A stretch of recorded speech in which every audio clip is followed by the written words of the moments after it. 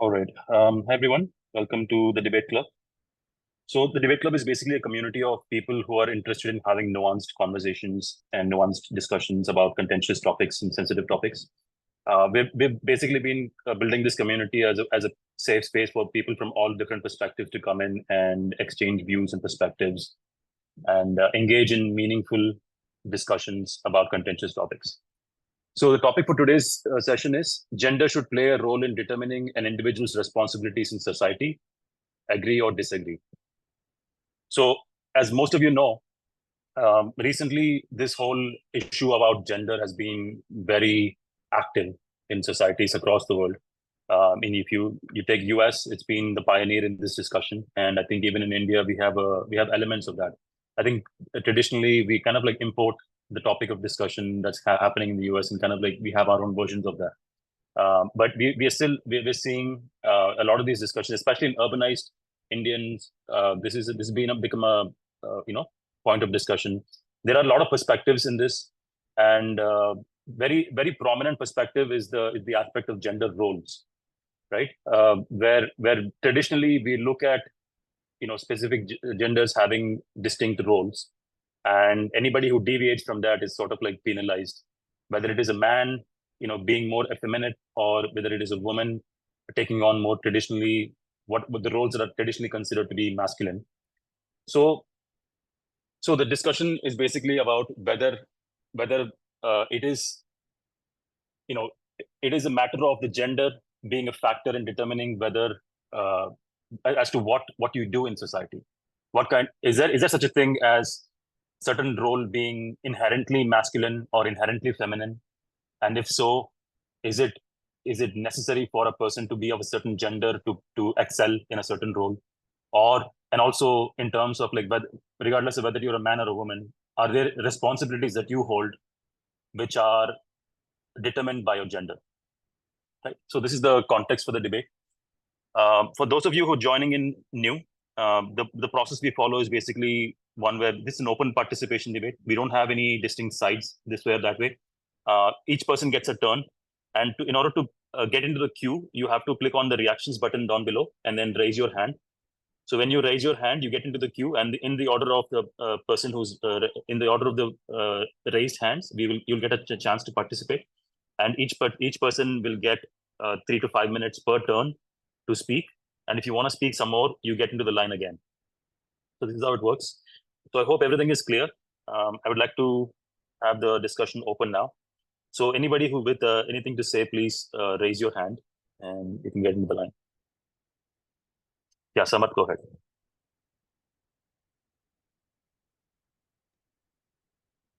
I believe that gender should definitely play some role in determining social responsibilities. But I think the most nuanced debate that we're going to have is about to what extent. Uh, I'll tell you, like there are at least some clear-cut instances where in an individual lives, in an individual's life, the gender will definitely play a differential role. People might ask, like, anything a man can do, a woman can do too. So why is there this differentiation in societal roles? So I'll tell you that there is clear difference between men and women with respect to their roles in reproduction. In fact, it is this difference that defines a man apart from a woman. So this clear difference in reproductive faculties between men and women, so it is also reflected in their larger characters. So women are by their nature more maternal than men are. So it is this difference between the sexes with respect to their biological faculties of reproduction, and also the consequent effect of this biological faculty. So it is this difference between the biological faculties and its consequent effect upon their larger natures, which obligates men and women towards different responsibilities. So I'll tell you, give you some examples about how these differential responsibilities can take the form of. So let's say we have a married couple, and the woman in that couple is pregnant.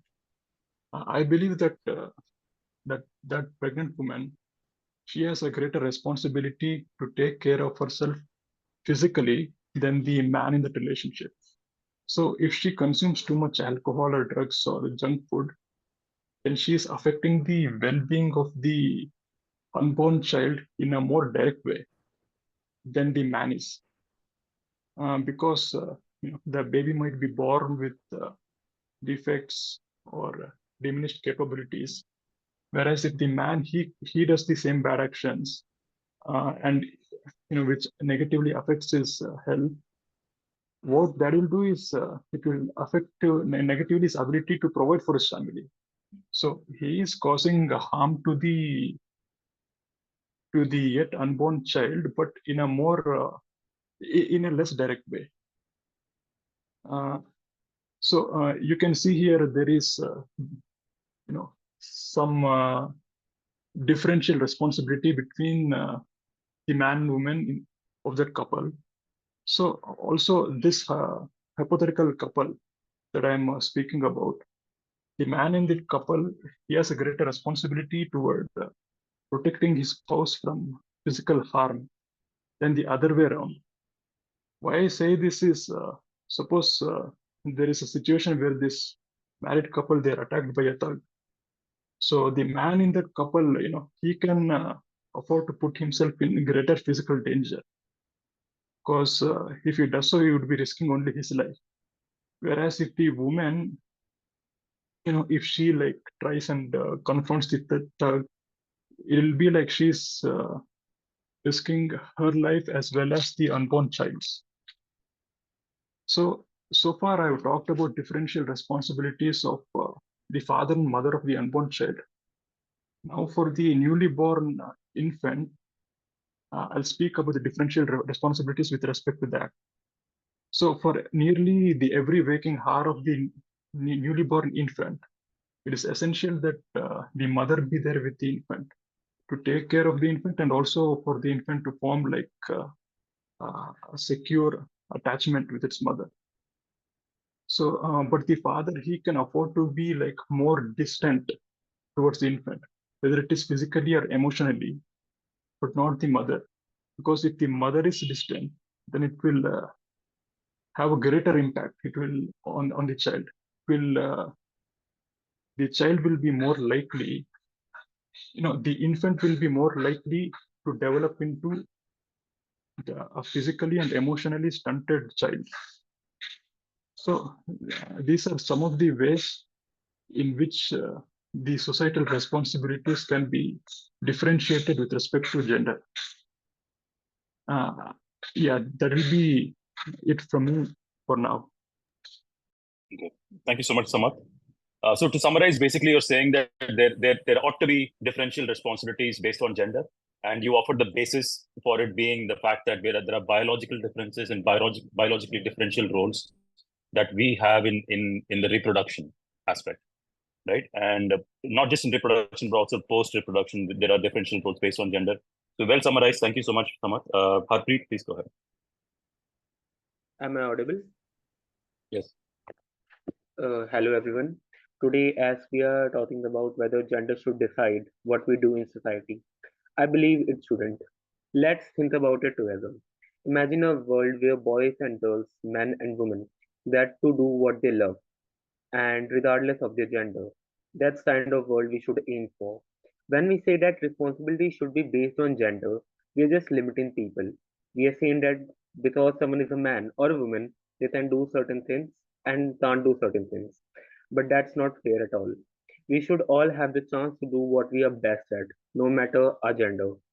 Think about it. Shouldn't responsibilities be given to people because they are good at them, not because they are a male or a female? It's about being fair and everybody having a fair shot in life. When we let people do what they're good at, we open a world of possibilities.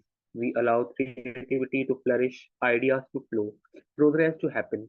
It's like unlocking a door to a better future for all of us. Stereotypes play a big role in society, especially in India. When we say that men should do one thing and women should do another, we're just repeating old stories and old tales that don't help anyone.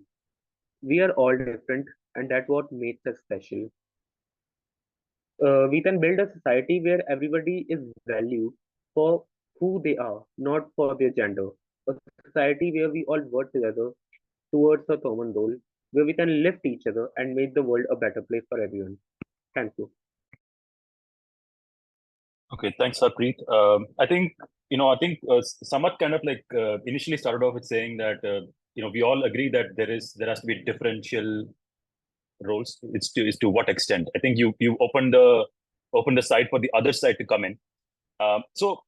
Just to point out a couple of things, we are talking about differential roles. We are not talking specifically about like who's better or who deserves all the opportunities or who deserves respect and equal treatment and freedom.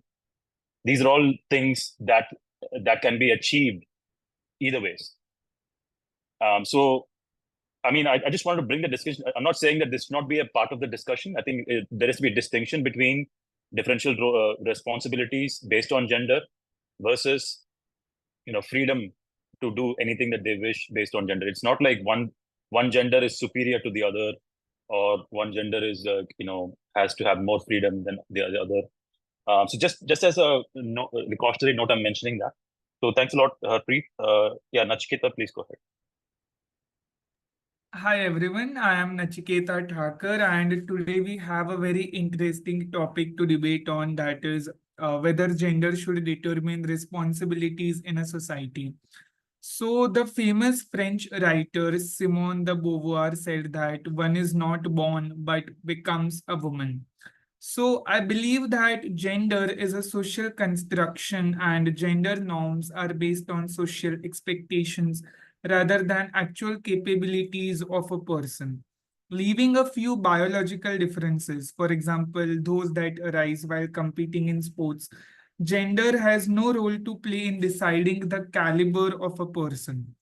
Today, we see women in positions once held predominantly by men, as business women, as pilots, as engineers, and even in frontline positions of the army. However, I feel that on the flip side, if we see, then still there is a stigma in our society of men doing roles which are quote unquote to be done by women. For example, if you all have seen the movie Ki and Ka, wherein Kareena Kapoor taking care of the house was still okay, but Arjun Kapoor doing household chores and cooking was seen as a stigma by his father and by the society. So I think we need to balance it out both ways. Like when we are empowering women and letting them go into positions first predominantly held by men, we should also encourage men who want to go into positions which are quote unquote feminine. For example, whether it is dancing or whether it is cooking or any such fields. And moreover, as Raghav mentioned earlier, I believe that with increasing acceptance of fluidity in the understanding of gender, it has no role to play in determining the responsibilities in a society. I feel gender is like the air we breathe. Gender is very much taken for granted, but gender is very much rooted in our society. And as many of the roles which are oppressive in the name of gender are neutralized by just taking it for granted. So, in my opinion, gender should not determine responsibilities in a society, but a person's caliber and interests should. Thank you. Okay.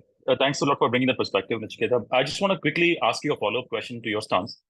So you've heard Samat speak about this, right? Like he was making the point that there are differential responsibilities for sure, especially based on the biological differences between men and women. I mean, there is an argument to be made about like gender is not the same as sex and all these things, but traditionally gender is seen as related to sex and sexual like there's tangible sexual reproductive differences between men and women. And do you believe that has to be factored in when you say that you have to be completely agnostic to gender in terms of responsibilities and other things in society? Okay, so I believe that okay, there might be biological differences, but I feel in spite of that, it should not determine the responsibilities one should have in a society. I mean, a woman being a mother and a father being not able to bear a child. I feel that has nothing to do with what roles they take up in the house or outside the house.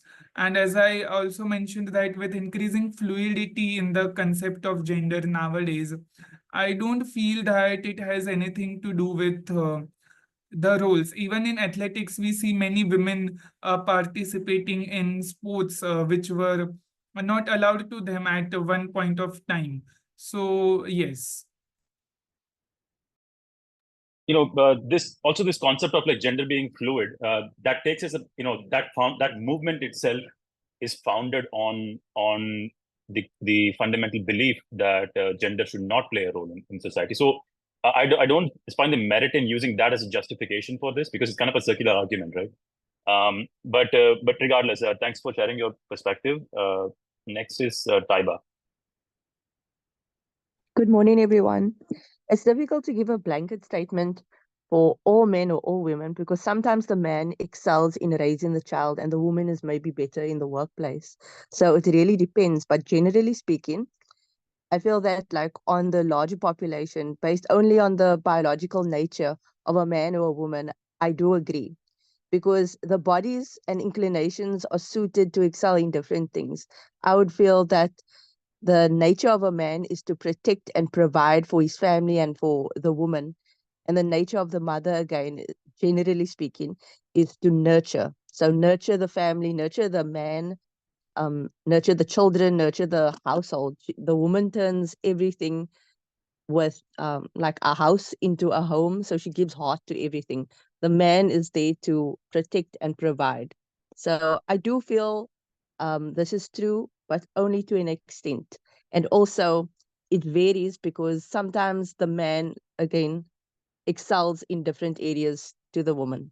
That's my take. Thank you. Thank you so much, Taiba. Yeah, that's again a new perspective brought in. I think you're aligning more closely with Samarth than the others who've spoken. Next up is Prince. Please go ahead, Prince. Yeah, thanks, Ravi. So first of all, I'd like to speak on this social responsibilities part, and then I'll go to my points.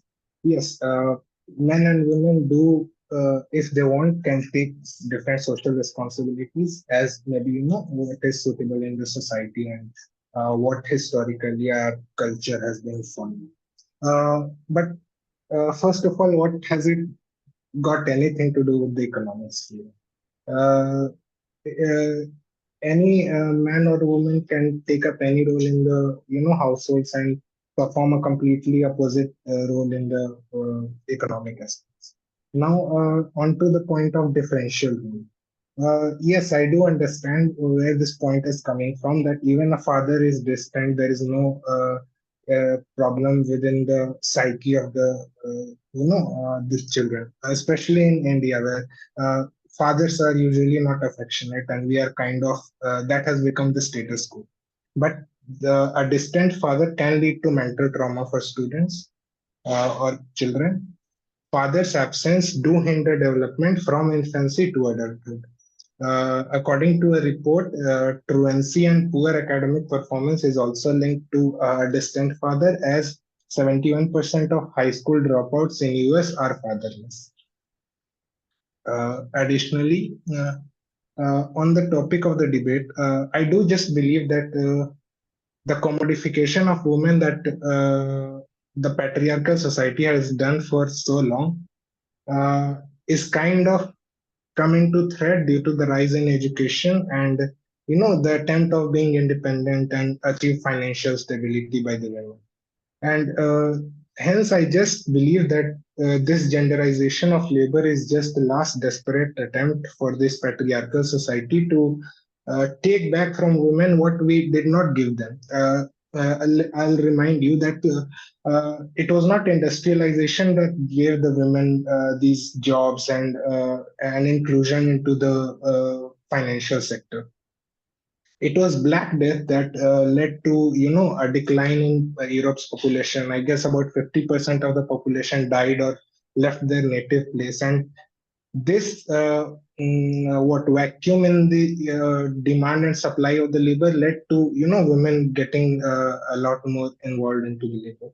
And even if we look at the recent reports, they say that increased involvement of women in entrepreneurship has a potential to boost just India's GDP by $0.7 trillion by just 2025. So I'll just say that this genderization of labor is not only hindering the development of women in the society, but as a society, but the society as a whole, because we are limiting 50% of labor from doing half of the jobs. And I don't know how much relatable this factor is in this debate, but it is said that the Battle of Plassey was lost by Indians because the role of fighting was limited to a specific caste, and more people were watching the Battle of Plassey outside the battlefield than the Indians fighting there. So I think we should not repeat the same mistake and allow all Indians to go in and fight for the nation. Yeah. Okay, thanks a lot, Prince. I think there's a very interesting, perspective here. So first of all, you're making the argument that for the national progress to happen, it is absolutely necessary for us to include women into the workforce and to bring to break away from this gender-based stigma that we've had traditionally, that women are supposed to be this and men are supposed to be this. So if we manage to break that tradition, we actually get to prosper as a society. That's what you're saying.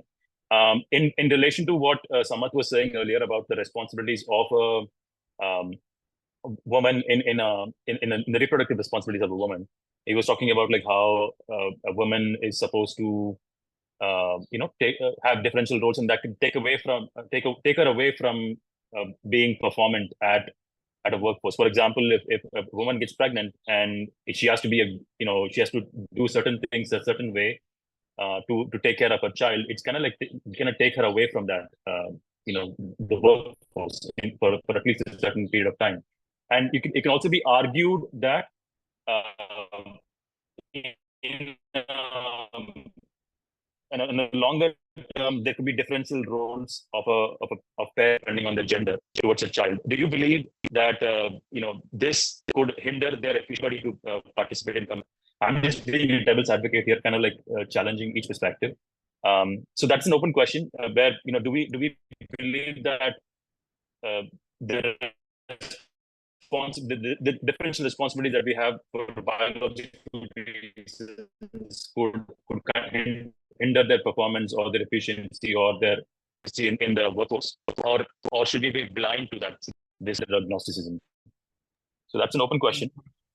I'm sorry, there was some Prince. issues. Is it a question for me or just No, it's an open question. It's an open question. Yes. Actually, we were not hear that. Sorry, was everybody else able to hear what I said? Actually, there was a little bit of a break in your voice, Raghav. Like, okay, let me the last 30 seconds of your speech, about the last 30 seconds of your speech, we couldn't clearly make out what you were saying. Let me repeat myself then. So what I was saying was, Prince brought up a really interesting point, saying that we have to bring in women into the workforce in order to make the society prosper, and that's a valid point. And but the other thing is that there are differential responsibilities towards the from a reproductive standpoint and to raising children and all that stuff. And I mean, nobody has really spoken extensively about the role of parents depending on their gender in terms of like raising their children and all that. But there is a question that comes up saying like, if we do agree that there are differential responsibilities towards raising the children, is it more effective for a mother to go and participate in the workforce than like taking the more traditional role of like taking care of the family, because there are consequences to the child's growth and their psychology and the well-being of the family if a mother chooses to stay with the family versus going to the workforce. So imagine like, parents, both the parents are working and the child is mostly they're not getting any time with their parents, and they're kind of like having to deal with a situation where they are eating whatever they have at home rather than having like properly well cooked meals and having to spend time with their mother. And this is an open question, so I just wanted to put that out there. Is the differential responsibilities towards the being a parent in conflict with this more gender agnostic perspective towards participation in the workforce? That's an open question. So next up is Rohit. Please go ahead. Ronit, sorry.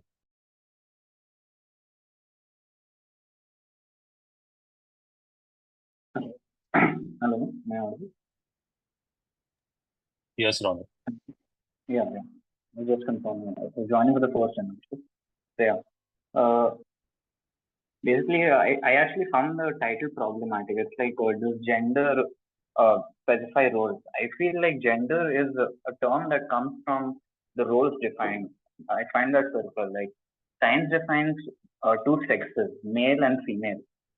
But gender is different. Men and women and male and female. Like, by definition, these are different terms and they mean different things. So that's one thing. But otherwise, I agree with others that some roles are particularly suited for men. Like some roles, if they involve lifting heavy objects or something, they would be better for men. But it's not like women can't do it. It would be harder for them. But saying that women shouldn't do it, that they can't do it, I find that problematic. Then I agree with Harpreet. He said that if we hinder roles for some particular according to gender, then many people who actually could have been good at it. Like for example, previously I think particular dances were not around, like Kathakali and all. These were not allowed by men to do. It's a pretty feminine thing. But in today's world, I think Nataraj, I think he is the best performing Kathakali artist, and he is a male by definition. Male. So it feels like we are. That's just one example which may not be as relevant to development, but just think about how many people in the past, like who could have been really good at it, who could have contributed to a great extent, were not able to do it just because of the gender role. So that is there. Then Nachiketa Thakur was right that gender is a social construct. I mean that's actually a definition. Like we say, this is a man, this is a woman. Like if a male wears frocks and applies lipstick and all, we wouldn't feel like calling him a man. He's technically a biological male, but we wouldn't really call him a man. At least I wouldn't. Depends on the person again. And yeah, the last thing we'll think, evolution-wise, actually, men had roles. Like the women were handling children, while men had to go and hunt for food and all this. But I feel so technically this is in our nature. But I find this argument problematic. First of all, it's an appeal to nature thing. But other than that, in today's world, I don't think these are particularly applicable. Like there's no predators coming to attack us or something. That males need to be there, flashing their muscles and destroying the tiger that's coming towards them. As far as today's roles are concerned, they're almost, at least most of them, if I'm not aware of some, they can be done by both men and women, physically and mentally. So this argument I find a little hard. One example was like, we like sugary foods, right? Like whoever we eat sugary food, high calorie food to be accurate, and that makes us feel good. This is an evolutionary trait. Because we didn't know. We used to live in jungles and all. We never knew that when we will get our next food. So this is what we used to strive for: this happiness of eating food, getting energy, surviving. But in today's world, if we follow that, we would be obese. Like we don't have a food crisis, except some people obviously. But we are not living in a food crisis that we don't know when we will get our next food. And if we follow the same psychology that whenever we get sugary food, we should just eat them, then we will be obese. So like following this exact thing, okay, this happened in the past, this is the nature, this is what evolution would have wanted, or these are pretty flawed arguments according to me. Okay. So yeah, some have also said that one parent can get to be more distant compared to others. I doubt if that's the case. I would like to see some research related to that. I found that somewhat problematic. So yeah, that's one more thing was that I recently looked up a few things also. Generally, the countries which allow gender equality, they tend to have more workforce and they tend to be more developed. So uh, I can't really show a correlation. I can't really show a causation, but there is a correlation certainly. So worst case scenario, it's not hindering the development. Okay. So yeah, Thanks, that's all. thanks a lot, Ronit. I think you made a fair argument saying that traditionally maybe gender differential gender roles could have been advantages in a different societal framework, but today it is no longer applicable and could be like a hindrance. It's a great point. Thanks a lot for participating. Next up is Himanshu. Please go ahead. Can you hear me? Yes. My opinion is a bit descriptive one. It would take more than 5 minutes if I'm allowed to. May I go on, Mr. Raghav? Please keep it to like 3 to 5 minutes, so that like you can come in and up and come next in line if you have more to say than that. I'll forget that, but never mind. I will try to keep it as fast as possible. The previous speaker mentioned about eating food, sweet things. Unfortunately, he got the facts wrong.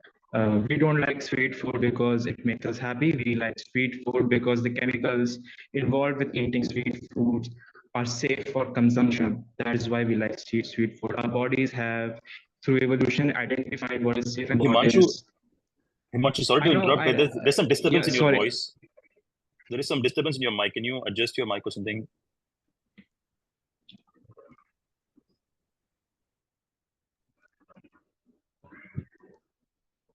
Maybe it's a network issue. I'm not sure what it is.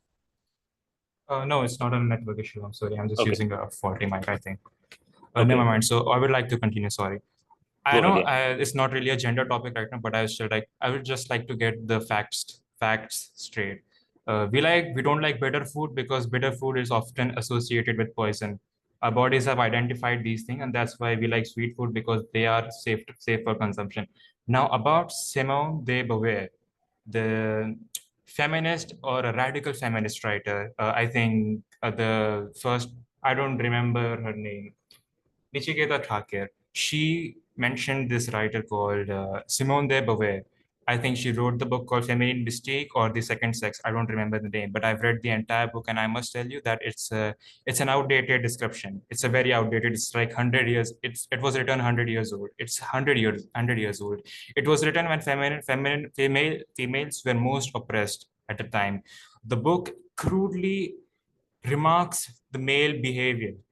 It crudely criticizes men, and at that time it might be valid, but it's definitely not valid now.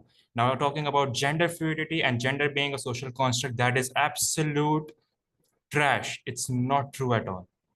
Gender, in America, gender has a synonym called sex. That's what they refer to gender as. And in Britain, when they invaded India, they used gender as the main identificator of what are the private parts of a newborn baby. Gender is not a social construct. It is entirely biological. And I know this because I have extensively researched all of these things. It's definitely not a social construct.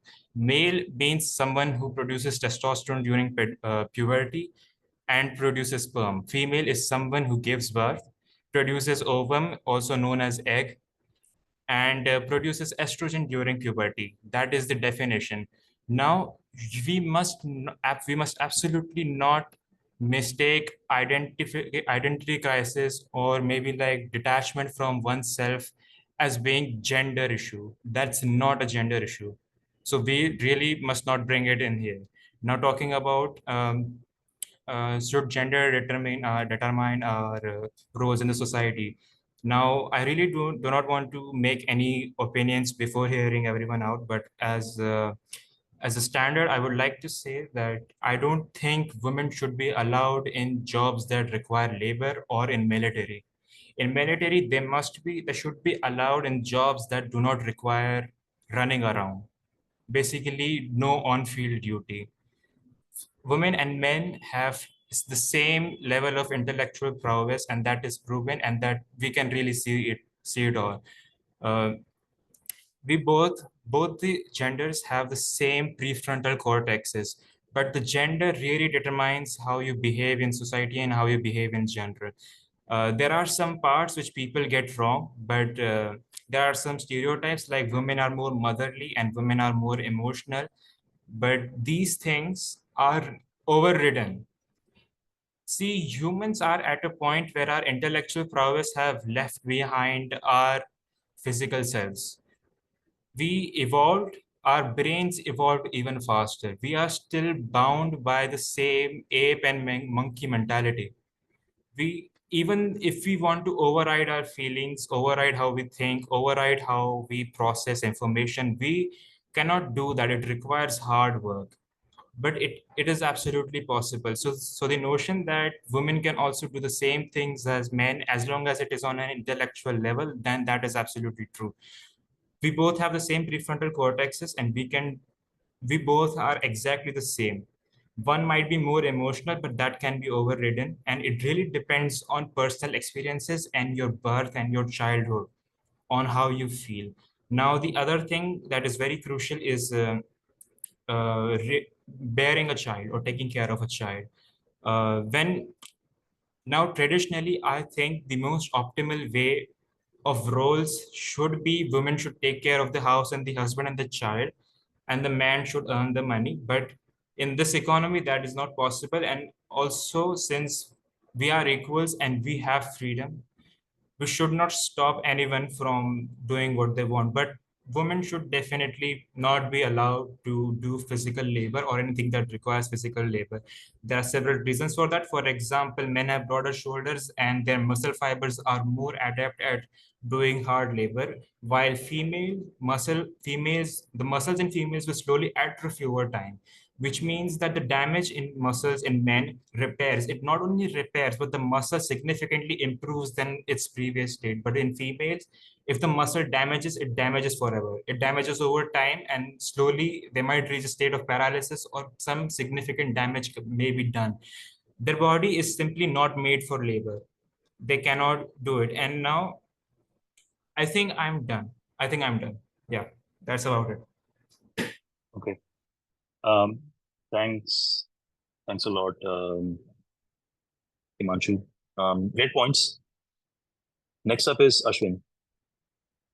Yeah, first of all, I would like to say that if you take the history of many years, men have naturally dominated over women. What is the reason about this?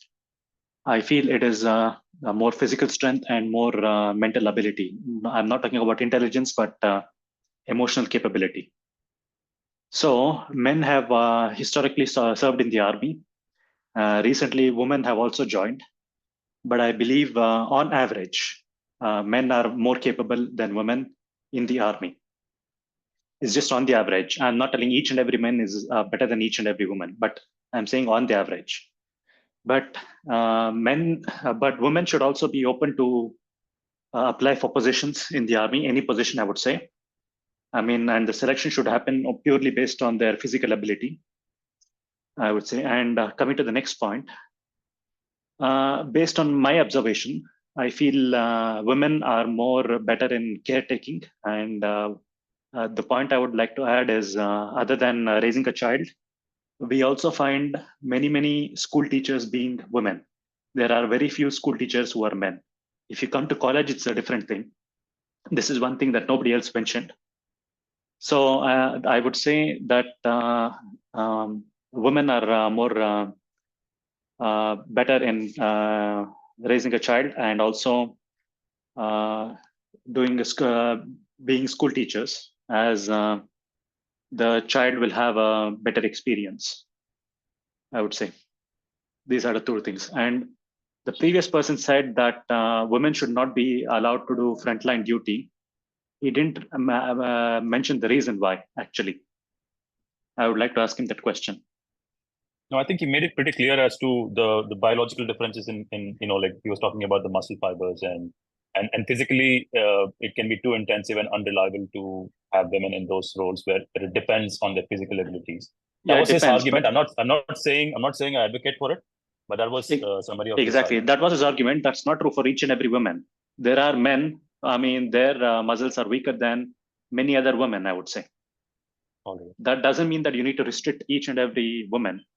And I would say, okay, when it comes to jobs like being a bus driver or a bus conductor, I've read an article saying that in North India, you will never find a bus conductor who is a woman.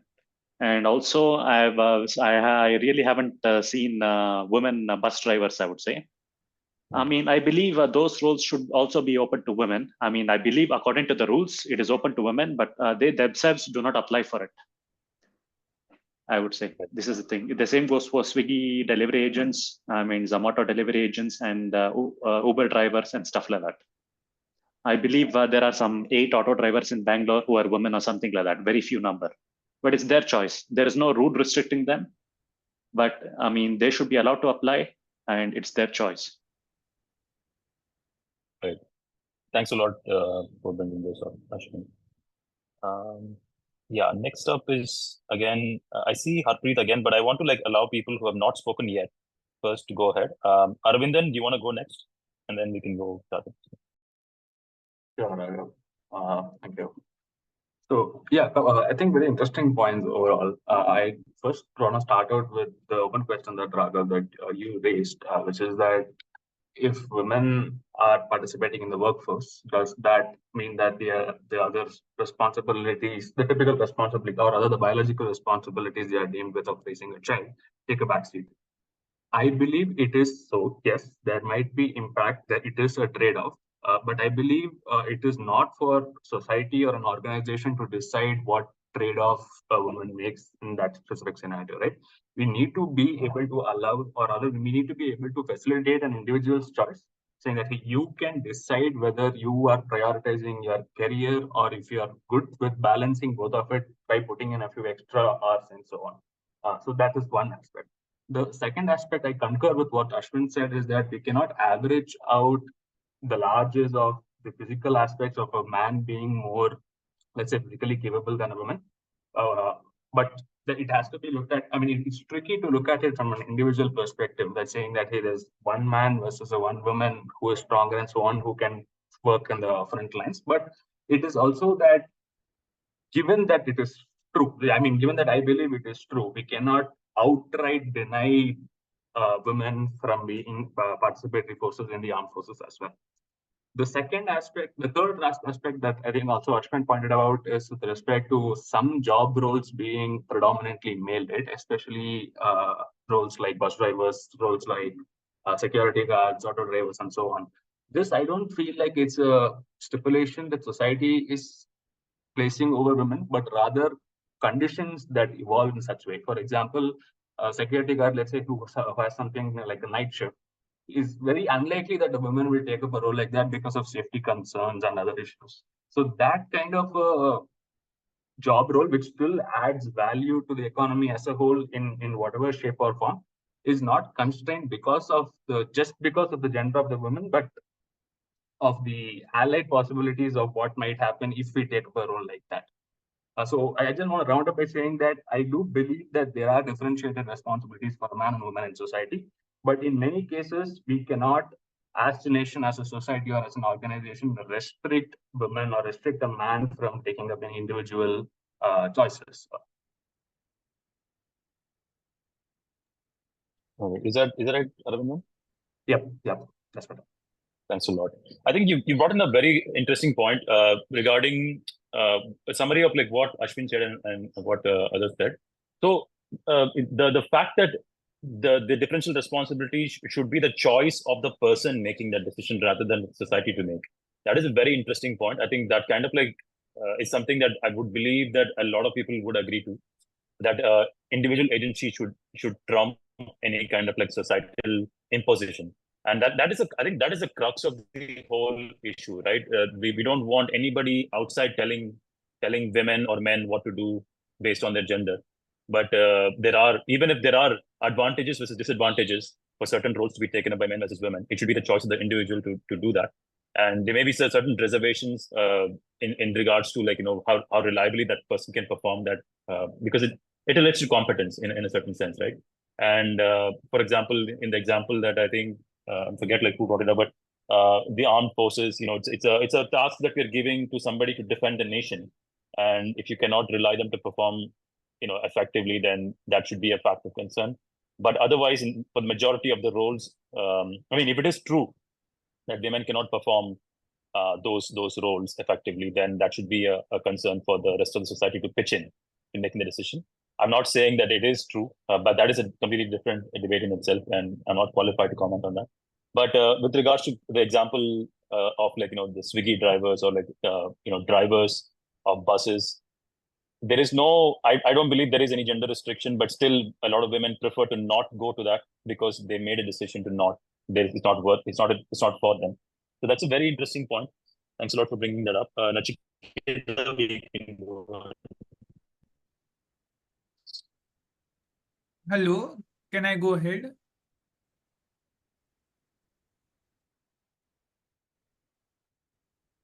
Yeah, I assume you do. Yeah. Yes.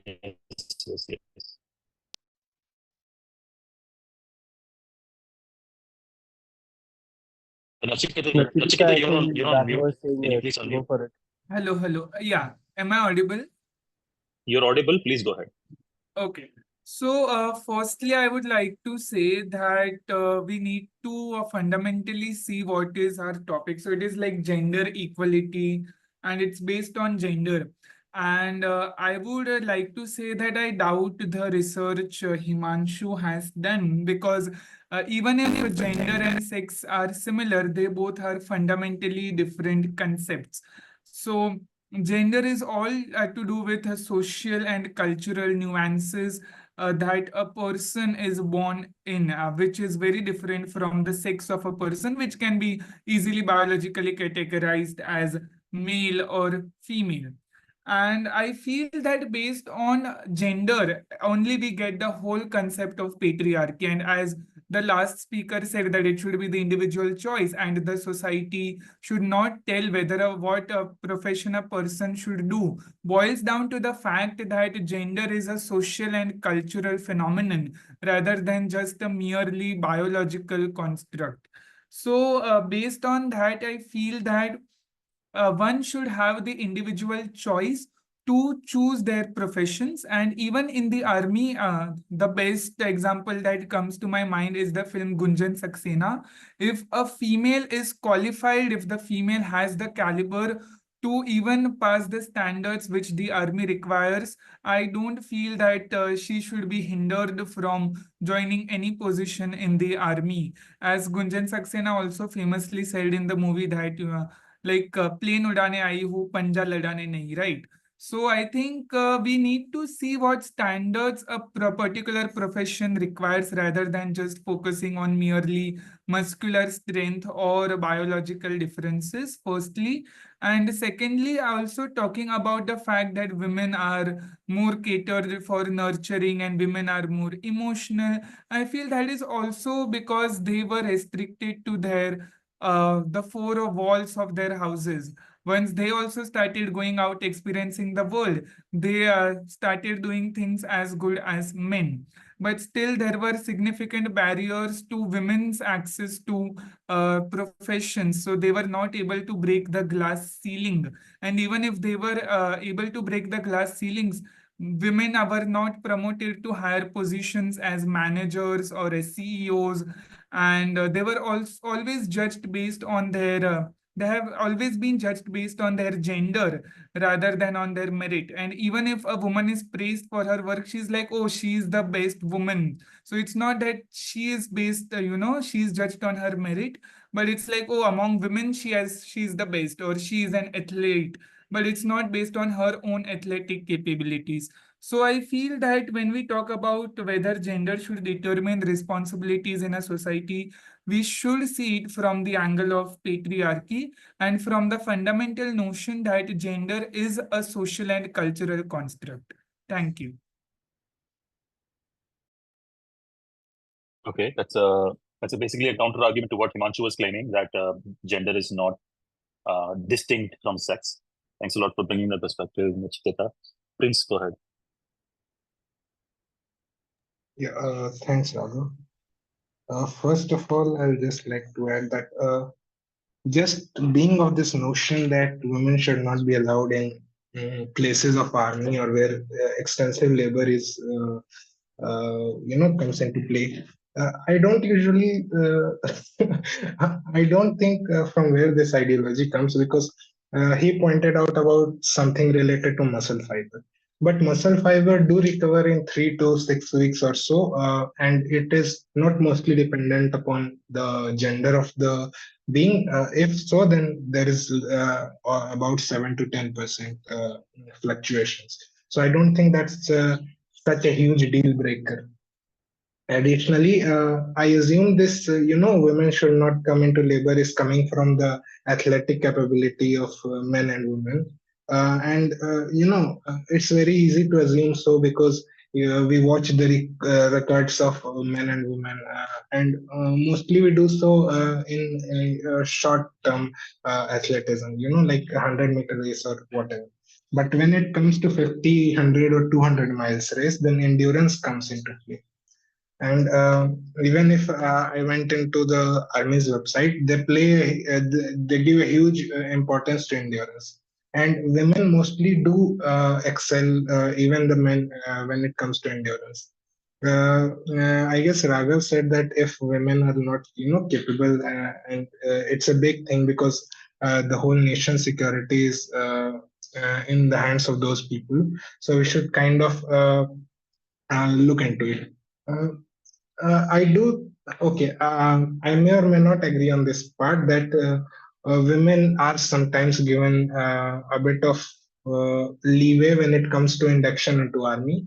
But believe me when I say that the commands of the armies are not given away like free cheats. It's always given on the basis of the capability that each person holds. I'll like to point out the example of Commander Prerna Devstale. She has assumed the command of Navy's Western Fleet, and I'm not a fanboy or something, but she is one of the best commanders that we have had in the Indian Navy, regardless of men or women. I guess this ideology can be easily summed up by J.S. Mill when he wrote in The Subjugation of Women that there remains no legal slaves except the mistress of every house.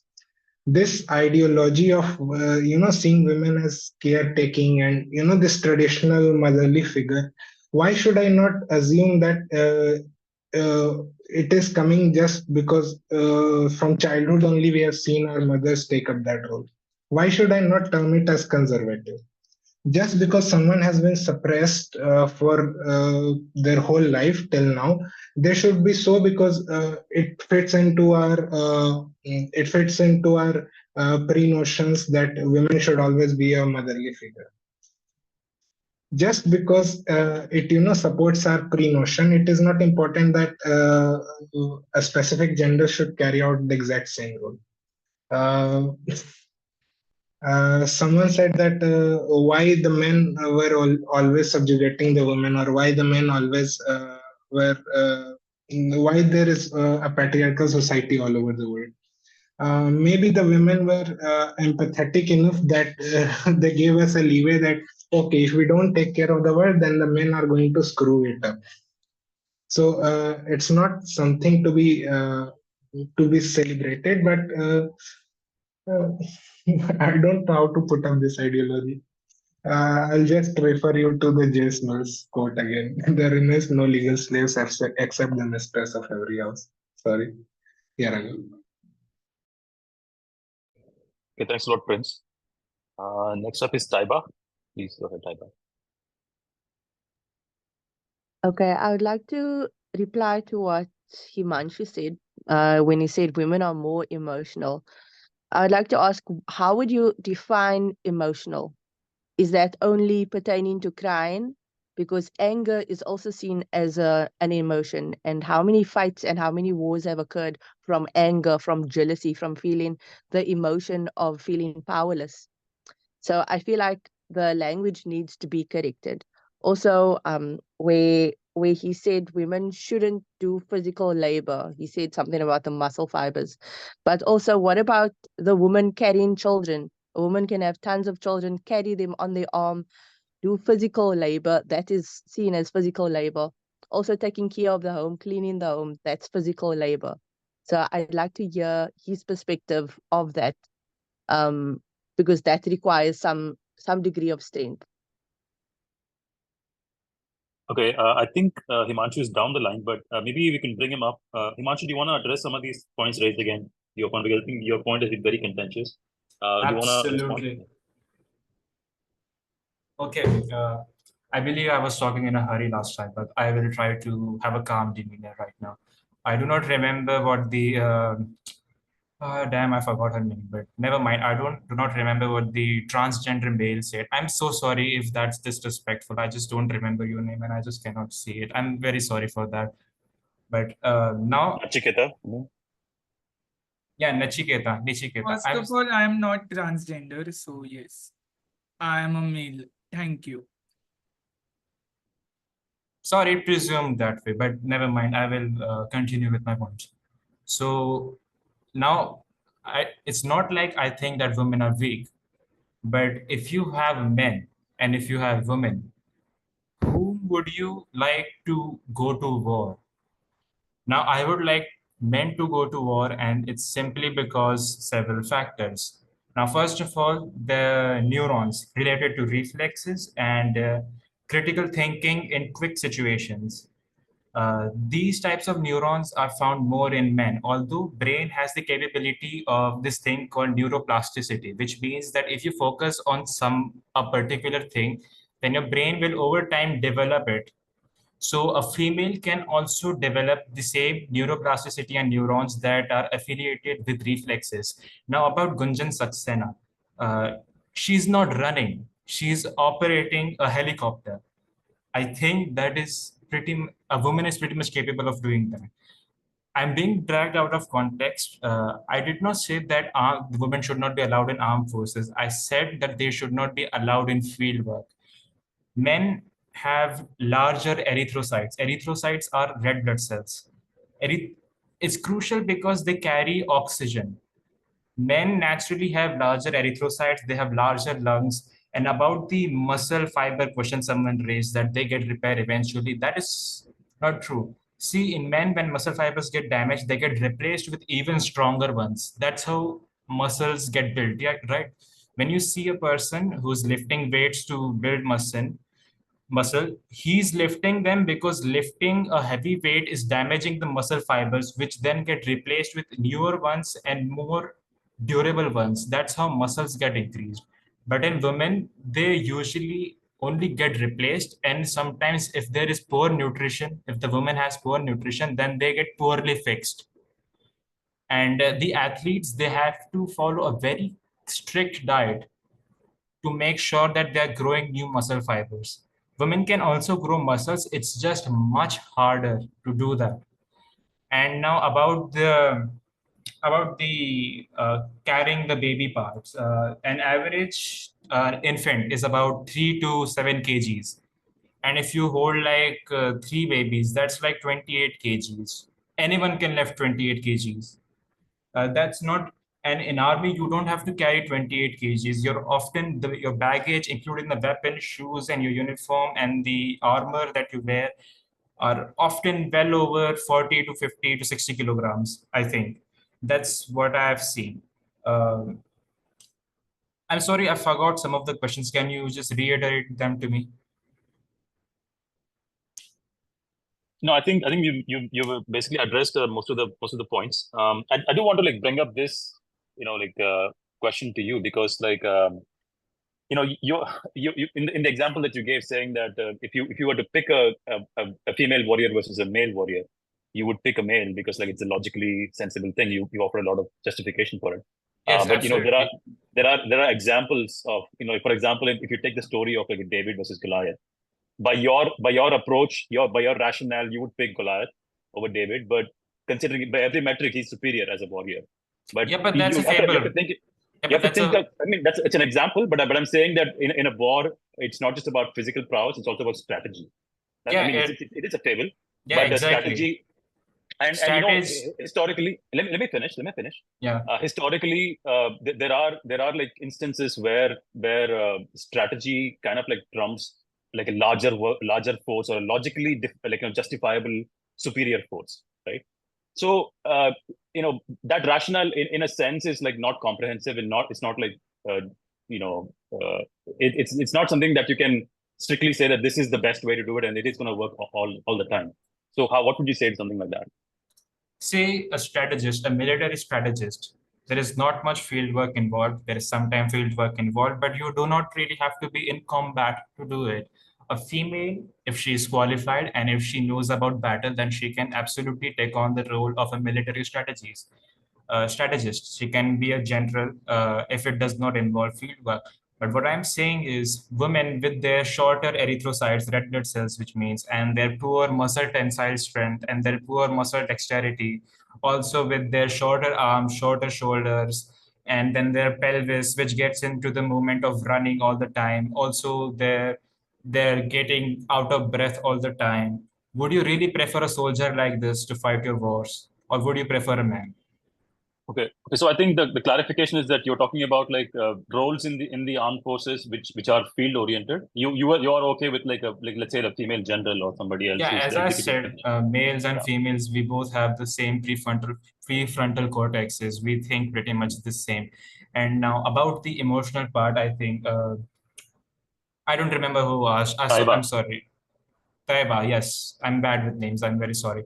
But now I believe that my answer was pretty ill-framed because of the limitation of time. So it's not that the women have more emotions, it's that they are quick to pick on emotions and their reactions are very emotional oftentimes. So women can be more angry and women can be more emotional. But as I said, it heavily depends on personal experiences. As I said, the brain has this thing called neuroplasticity. Neuroplasticity is allocation and deletion of neurons from one part of the brain from another part of the brain. Men are born with neurons that are related to reflex, but if women train, then they can allocate some of their neurons to this cortex, which is involved with reflexes. This is what exactly makes them equal. And even in combat, women can be trained to do combat, but they could never reach the level of a man. Now, if they use techniques, better fighting techniques, better combat techniques, then sure, they could win. If they had better technology, they could win. But on a physical level, no, that's not possible. Okay, thanks a lot, Humanshu. But I'll be kind of like following a different process than what we usually do. We usually go order, but there is one more question that Prince said he has. Prince, you want to go ahead? Yeah, I have a lot, but I'll just stick to it. Yeah, I guess Himanshu, yeah, rightly said that an average child is like 3 to 5 kg. Rightly so. 3 to 5 kg is a lot.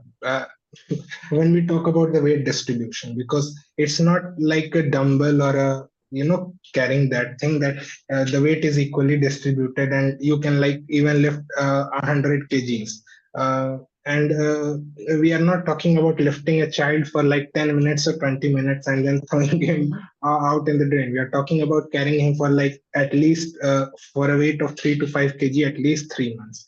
So I like to see you, or if not, personally targeting anyone, I like to see any man carry even like 1 kg of weight by their index finger and then speak on the same thing. And then I can say that 1 kg is barely any weight, even a child can lift it. Yeah. Yes, absolutely. See, a dumbbell is made in a way that it only targets a specific muscle. For example, if you're doing dumbbell lifts to build your biceps, then you would follow a very specific motion, and the dumbbell is built in a way that it only targets one single muscle in your body, which is the bicep. Which is why if you repeatedly lift a dumbbell, it will only strain your bicep and no other muscle is involved. The dumbbells are made in this way to make sure that the triceps are being damaged so that they repair and grow. Now with the baby, it's not like you're holding a baby like a dumbbell. You're holding a baby in your arm. And when you're holding the baby in your arm, it's not just your biceps, it's all the muscles in your upper body that are playing their share. So lifting a baby like a dumbbell is harder than lifting a baby in your arm. And also it's not like you're just holding a baby with one arm for like 3 or 4 hours. You keep switching. Your muscles just don't get tired. After a few hours, they regain their ability to lift more weight again. So muscles are not that weak. I think you are assuming that women are weak. I mean, I'm not implying that at all. I don't think you mean that at all, but it's not a safe assumption to make that women are weak. Now, I think someone also said that like they have seen women who have better muscles than men.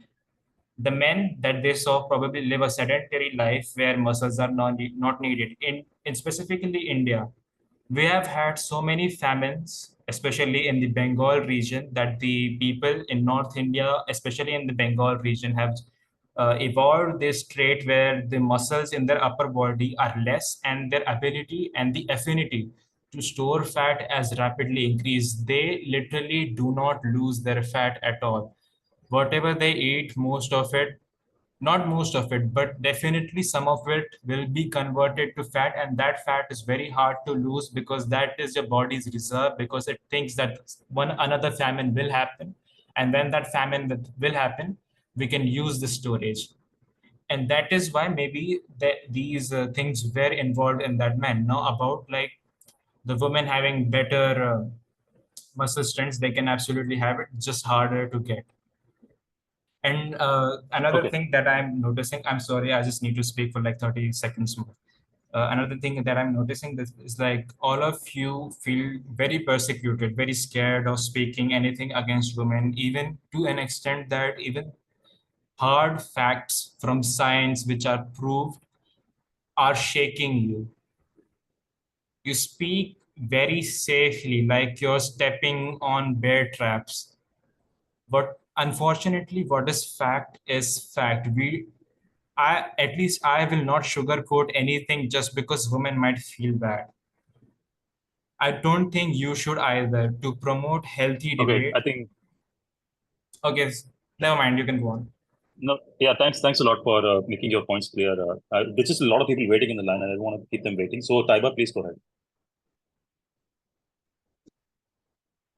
Thank you.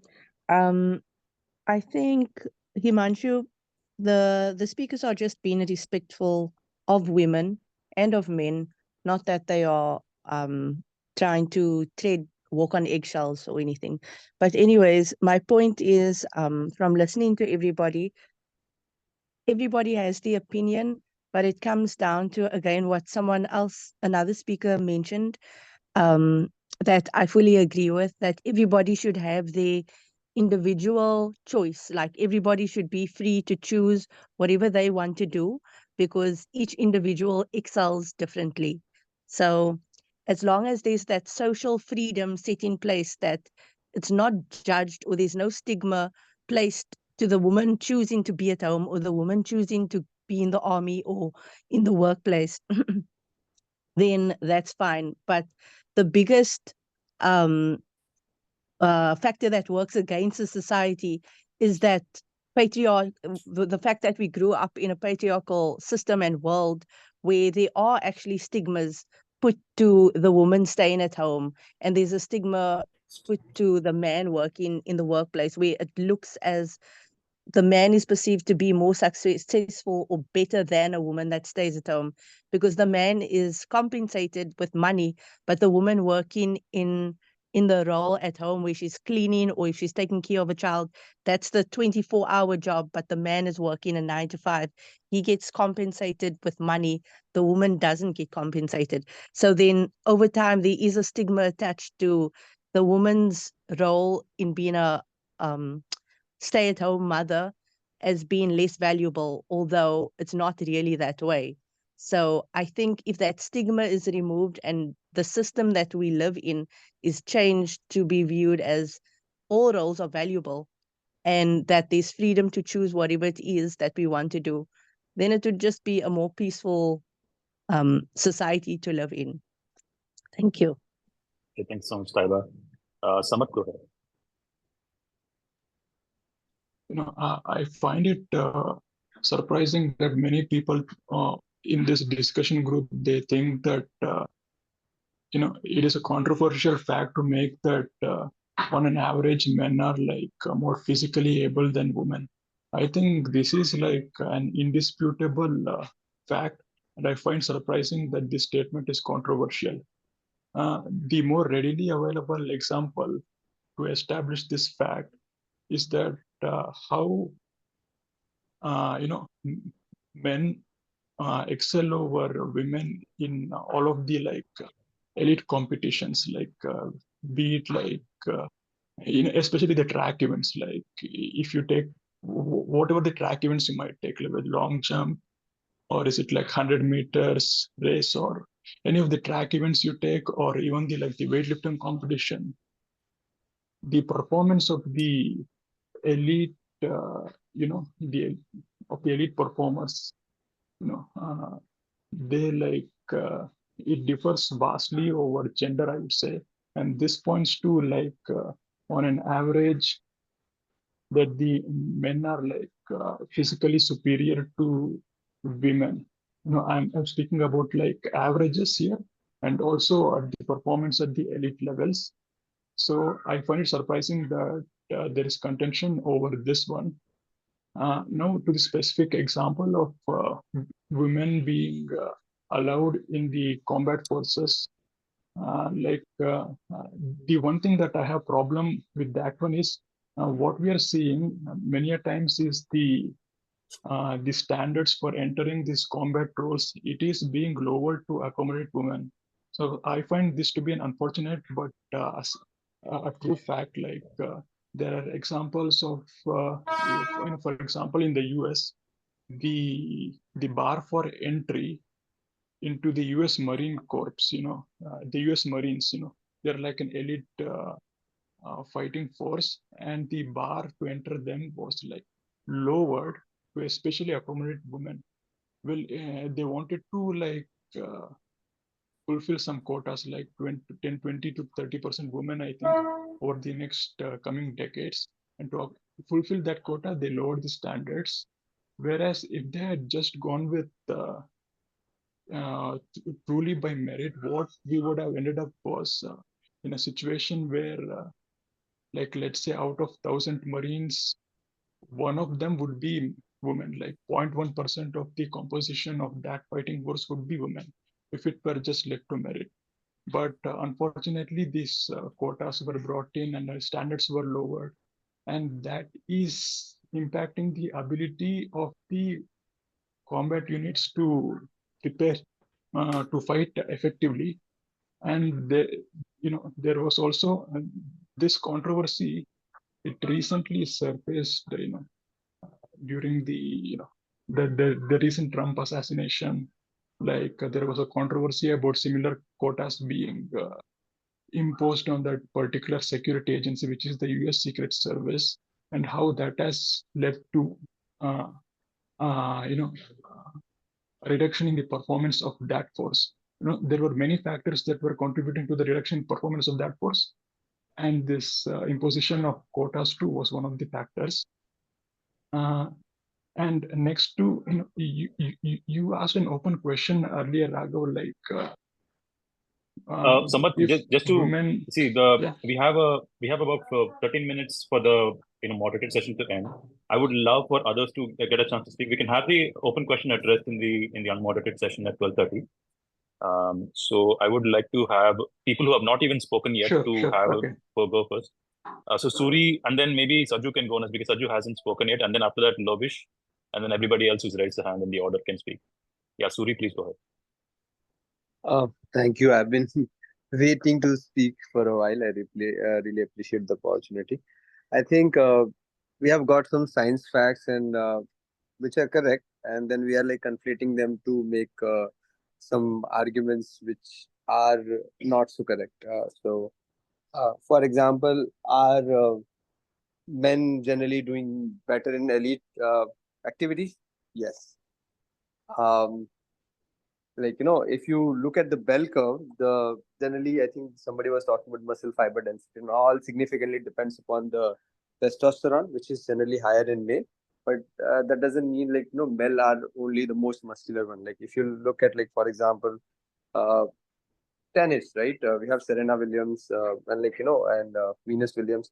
They're much more muscular than some of the other tennis players, which are also very elite tennis players for that matter, right? So, but they generally have a higher testosterone. Like, they had a whole other controversy, which we might not need to get into. But in general, like, men generally do better. On an average, men again do better. But if you start talking about, like, should that mean like only men get to do that opportunity? I think that is unfair, because then you are also putting a lot of elite women, or like people who are capable. Like I'm least interested in like people being men, and like it should be more like, do they have these qualities? I think what Samarth was getting at is like, that composition might be 0.1% or 0.2%. I think giving a little bit opportunity does help, but in general, if you're creating an elite force, it should be elite force. In general, women do have a predisposition for certain roles, right? Like, if you look at it, like even in the most developed countries, like if you go to Norway or something like that, where it is like they're trying to equalize it very strongly, you will find a lot more doctors, a lot more teachers in the women as the roles, right? Versus like you will find a lot more engineers and something other as well. So there is a genetic predisposition. But if you'll say over time, if you'll see evolving, like all the doctors were male, and it was considered like, women are not that intuitive, or like, they might be too emotional to be able to do something like that. Nobody knew that. And like as society is evolving, new roles and new challenges and new uh, ups are coming up, it's very difficult to say that, okay, like this is flat out male role and this is like flat out female role in the first thing. General predisposition, again, true, but that does not mean like, there are no there are no women who can do better than men. There are significantly high number of women which can do well than men, that they are not getting opportunity today just because of some of that. I see like, society over time, it has been changing and people have been getting opportunity. And when it is happening, that some people again would be like disproportionately affected by it, like, some of the women might get an unfair opportunity. Similarly, some of the men are also getting unfair opportunity, and it won't be consistent. There would always be some people who would get unfair opportunity, and that's completely fine. That's just part of the society. Like there would always be aberrations.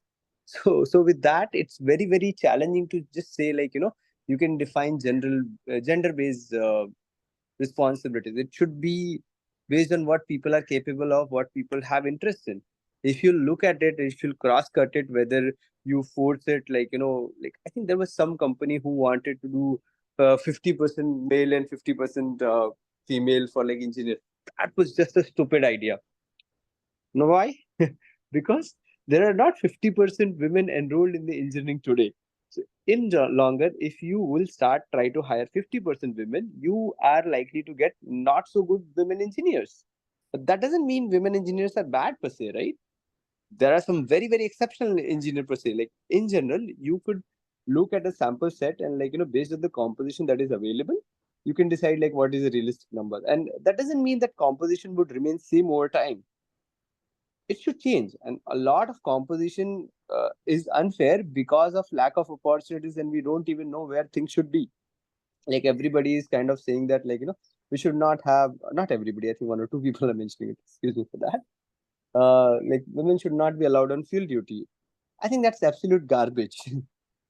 Because that's a very general statement. I think women should be allowed who are capable, and there would be some women who will have a good general physical strength, who would be like, who would be talented, who will be good strategists. They should have a opportunity to be generals. They want to be foot soldiers or whatever they want to be. Everybody should have an equal opportunity. That's what it is. It should not be like 50-50. It should be equal opportunity, and based on their capability and preference, people should be able to choose. If somebody is asking like, does that mean 50-50? Of course, no, it won't mean 50-50. It is also about some general disposition. So if you look at it, there would be generally more women in some areas versus like, more men in other areas. That's just how it is. somebody gave example of like Uber drivers and all, not Uber drivers, I think Zomato, Swiggy drivers are all male. And generally from society perspective, uh, males have been like, trained to kind of drive the motorcycles earlier, and they're like forced a little bit more to kind of start earning earlier and all of that. And like, little bit more restriction in terms of going out or something like that. And in fact, more force towards it makes it a predisposition where they generally tend to do that. And that is why probably the numbers are higher. And also about like it being a general thing. So I think patriarchy is what is common today. Patriarchy was not like absolute norm. And like, if you go to some of the societies, not all fighters were male. One good example is Norwegian fighters. What do we call them? Vikings. Like, around 30% Viking warriors were women, and they were exceptional fighters. Well, I would not want to be standing in front of them, right, if they're charging towards me. But like that is not just the exception, right? That is actually prevalent all across the world as societies evolved. In fact, in India also, there were several different areas where we have a practice of matriarchy as well. But over time, like, the generalization of patriarchy kind of took over, and to make things simpler and a lot of administrative reasons as well. Again, I can talk about it, but I don't think so. That is the topic of debate, and I have taken a little bit longer. So that has also kind of standardized the patriarchy. But just to say that, like, right now we are evolving and we are giving women more opportunity, that's just not true. Like historically, they have had more opportunities in some of the societies. Some of them, they have been severely suppressed. Now, as things have generalized, this is the state that we have landed in. Just say that, like, women can't do it, or women are not capable, or they have never held that role, or like, they're not superior, is just not true. Thank you. Thanks a lot, Suri. So I want to allow Saju and then Lovish to proceed, and then after that, like everybody else who's spoken before can go ahead as well. So Saju, you want to go next? Sure. Suri covered most of my arguments actually. I should have spoken before him. Anyways, I'll end with one or two pointers, which is, are we really treating every job the same way we treat the 100-meter dash in Olympics? Like, there are arguments like, why are there separate competitions for men and women in the Olympics? By no means, I mean, there can be biological proof or otherwise. The physical body of a man could be better, could be more durable or advanced or anything. But if you're talking about the society, and if you're talking about the participation of women in contributing to the society, their contributions are no less great. Staying at home and taking care of the kids is a far greater contribution than going outside and earning to make an income. And it has to be done by both men and women, right? And I feel that is where our argument should be directed towards. Rest is covered by Suri. Thanks a lot, Saju. Lovish, you want to go next? Yeah, thank you. I think Suri and Saju kind of covered all my argument I was having in my mind. But I would like to add a few things on someone spoke about why the standards are being lowered for entry of women. So that one point I think need to be I need to share my thought on. So I was just thinking on the lines that what was the standard for men for entry into the forces at the initial point of the time, and what's the standard right now? So that standard has what I think has gone really up when we have elite forces in Indian armed forces and other things. And so it's a process. It's not like we just set standard too high and then try to ask people get the best of the best. It's kind of a process when we start with low and then we eventually build it up. It's similar like women. Our society has been has not given women the chance to come up and work in such roles. Eventually, when we have a choice that we can do that. So what we'll do is we'll try to get as many women as possible with the with the best standard, and then we can, as they progress in their roles, we can then eventually build that up.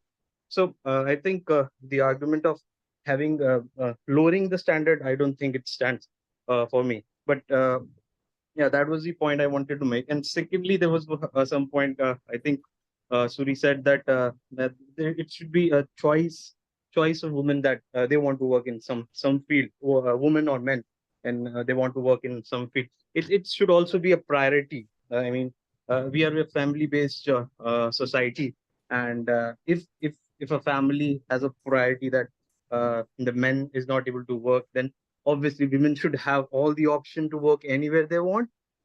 And their priority, if the woman has the priority that she has to work, then she should have the opportunity to work in any field. So I think those were few points that I want to add. The rest has been talked about. Thank you. So yeah, thanks a lot, Lovish. I think we're basically entering the unmoderated session.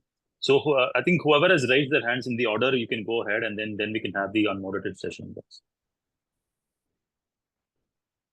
So Samarth, go ahead, please.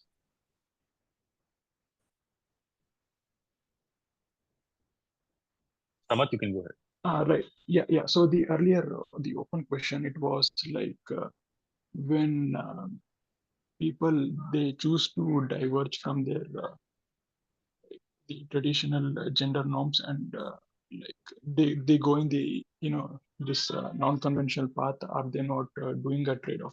This particular example of women entering the workforce, like isn't that like a trade-off? Was the question. I think it's definitely a trade-off, and many times it so happens that the trade-off, it would not be worth it.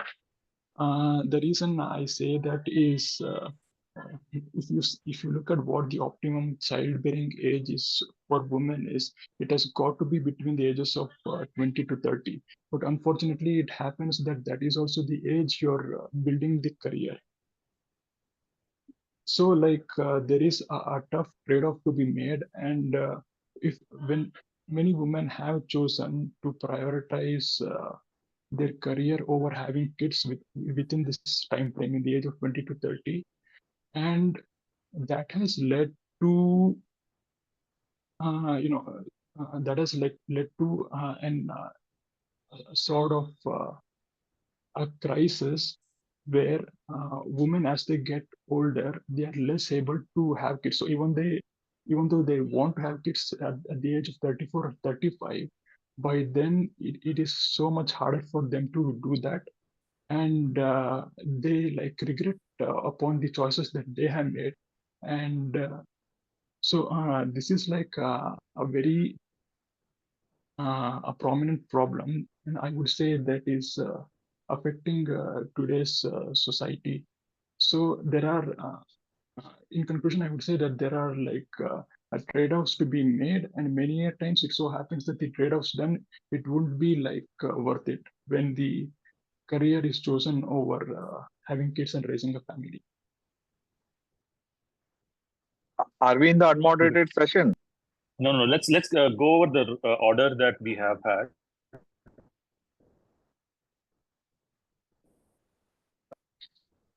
Yeah, then so we can that open was it my up. point. Yeah. So based on what Samarth just said, right? There is a certain perspective I want to bring in, which I'm not advocating for, but there is a large number of people in the world actually believe this, that like in the view of like whether it is a compromise for a woman to pursue her career ambitions versus fulfilling her reproductive responsibilities, right? And there are a lot of people who actually believe that a woman who is pursuing education or like career is going to be like less competent as somebody else who's trained from a young age to take care of the duties that are traditionally considered to be of that of a mother, like cooking, cleaning, and raising children, or like those kind of things. And even recently, like there was a thing about like in Afghanistan there has been a transition, right, from to Taliban's rule, and Taliban has made it explicitly clear that the reason why they want to like or maybe not explicitly, but like there is a sentiment at least that the reason why women are discouraged from pursuing education is that it makes them less qualified as wives or mothers. So I want to bring this in because like that directly pertains to the attitudes that exist within even our country, where we look at women and then they see when you see them pursuing education into their late into their 20s, and they're kind of delaying marriage and like childbearing and all these things. There is a biological limit to when it is considered to be ideal to have children, and this is a perspective that I think we should discuss, even though it is a sensitive topic. I think it should be discussed, and I want to bring that in as well.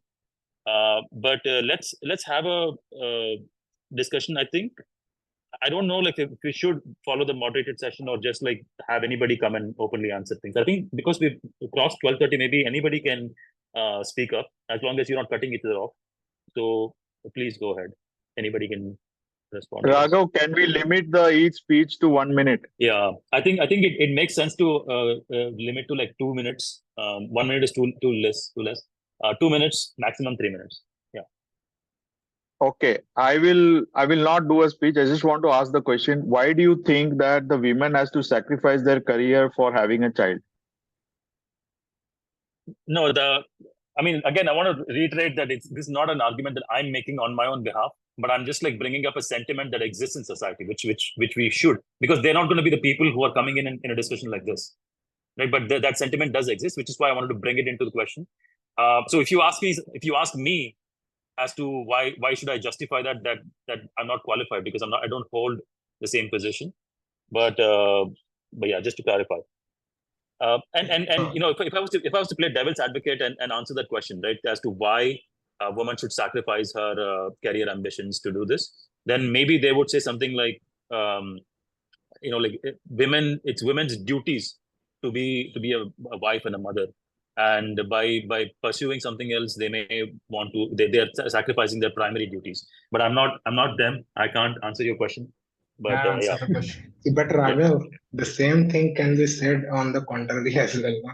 That it is the duty of a man to be a father and a husband. I'm sorry, may I answer the question? Sure. Somebody wants to answer the question. Who was that? Me. It was me. Himanshu. Yeah. So if there's a woman who wants to focus on her career, I think she should have it planned to not have a baby until she is ready or until she is ready to have a child itself. So why do you think so? Well, it's because she wants to focus on her career. The child is alive. It's a life. You cannot just have it and then just leave it alone. It has to be an upstanding member of the society. You cannot just born a child and just leave it. If she wants to focus on her career, I think every woman thinks this, and I think it's pretty common. She should plan this.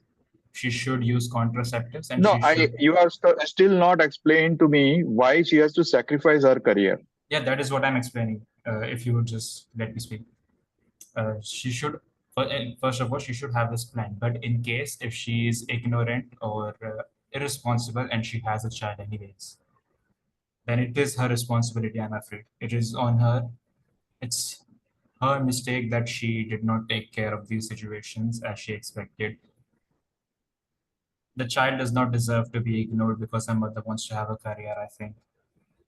Okay, so Himanshu, just to clarify your position, you're saying that a woman can choose to have a career or choose to have a child. It has to be one or the other. Well, it depends. If the woman's career allows her free time, then I think it's pretty manageable. She can manage a child and her career. Or if she has a family member who can take care of the child, then I think that can also be done. But what I'm saying is that in no way should the child be left stranded because her mother wants to have a career. If there is no one, then the mother should leave her career and she should focus on her child. Okay, just another follow-up question. Okay, so whose responsibility is it to decide what the woman should or should not do? Is it the society's or the male responsible in the family? It's the moral obligation. I see. Okay, sorry, it's more of what? No, I don't think my question is answered yet. Moral obligation is what he said. Okay, moral obligation is what he said. No, that is not my question. My question is very specific. Why do you think that the woman has to choose either? Well, she does not. She does not have a choice, I think. No, It's not like no. my question is why it has to be that it is an either choice always. Well, I don't understand your question. I think you should phrase Okay, it in a Saju, if I Excellent. can just Saju, explain. let me explain Excellent. what he's asking. See, he's talking about why should it be an either or choice? Why can't it be both? Yeah, that's exactly what I said. If she has a family member or she has someone to take care of her, if she has money, then she can hire people to take care of the child. But if she has neither, then it is on her. It's her responsibility. If I can just add one point. Yeah, Why is it the yeah. responsibility? Why is it just the responsibility of the mother that if the child is stranded, that she has to choose whether she wants to take up her career on, or I think I you know? cleared that. I think I cleared that. I just said that she has a family member. I'm Husband can saying also that I leave the think we are family. clear. We are Why clear that it should is not- not the woman who has to always sacrifice, right? It is the man and the woman. Right? Oh, so that's, oh, I understand your question now. See, Guys, one at a time, please. oh, I understand Really your question. appreciate. Oh, I understand your question now. I thought you only meant the woman is involved in the case, but like if it's in like a case of a family or a husband and a wife, then I think both should cooperate. That should be a Okay. that should be a call of the family. I mean, men and women should sit down together and Yeah. decide. That should not be a decision for just a woman or just a husband. Yeah, it Why- should not be just the woman or just the man. The burden Yeah. should not be laid on the one single person. Because it's a family decision, so it should be taken by a family. Yeah, I thought he was saying that if it's just the woman involved in this case, that's what I thought. I guess that's why it was correct. Because why only women is responsible? The man is both equally. parties are equally responsible. The woman does not have to I lay think off her Raghav, career. this is probably the only debate where all of us agree on it. Yeah. No, I want to bring up a hypothetical situation. Let's say that there's a mother, and she's lost her husband, and she's the only person now, and she's had a child. I mean, she's had a child, and is she now responsible to just take care of the child and ignore any economic responsibilities, or does it also fall into the ambit? Well, how I understand it, That you is the said same. That is a gender neutral question, Raghav. well, whoever is the closest to the child has the responsibility. It's on him. He could choose the evil option and donate him to some orphanage or something. Donate him or her. But like That's an extreme it's- view, if Anshu. Like one I think single- what Raghav was trying to get at, like if you could probably give me a minute here. I think did we not can get- understand the family dynamics. I'm sorry if you can explain that again. Yeah. So like I think what you said is like it's the responsibility of the two people to decide together, and you also said that like mother should choose one or the other. Like so. No, I think that's not what I said. so. Again, like I think this is how it was perceived. So like No, I'm, let me make it clear. If it's only the woman I'm giving you involved- that opportunity to make it extra clear. If you just give me a minute. please. Okay, go on, please. Thank you.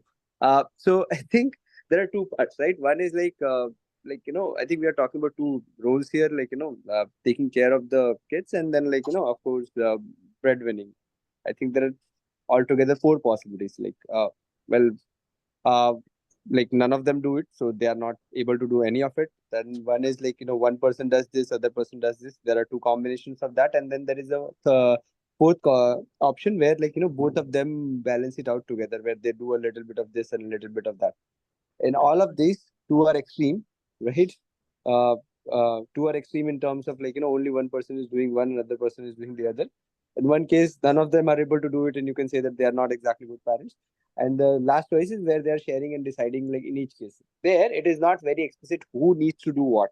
That is something that is decided dynamically. So it's not specifically dependent upon gender, and that's dependent upon family. So if you could help understand with this example, where do you stand and why? Well, if it's only the woman involved, suppose she just has parties and stuff, if you get what I'm saying. If she then has a child, then it's on her. Well, if she's the only one responsible, then it's on her. She could either her mother could take care of the child or a family member. If there are two parties involved, a husband and a mother, and they have a child unexpectedly, then it's on both of them to take care of the child. I don't think gender specifically makes any kind of decisions. For example, if she's a woman, then she has to do the dishes and stuff, and the man has to go make some money and whatnot. But I think if the woman wants to focus on her career as well as handling the child, I think the husband might help her.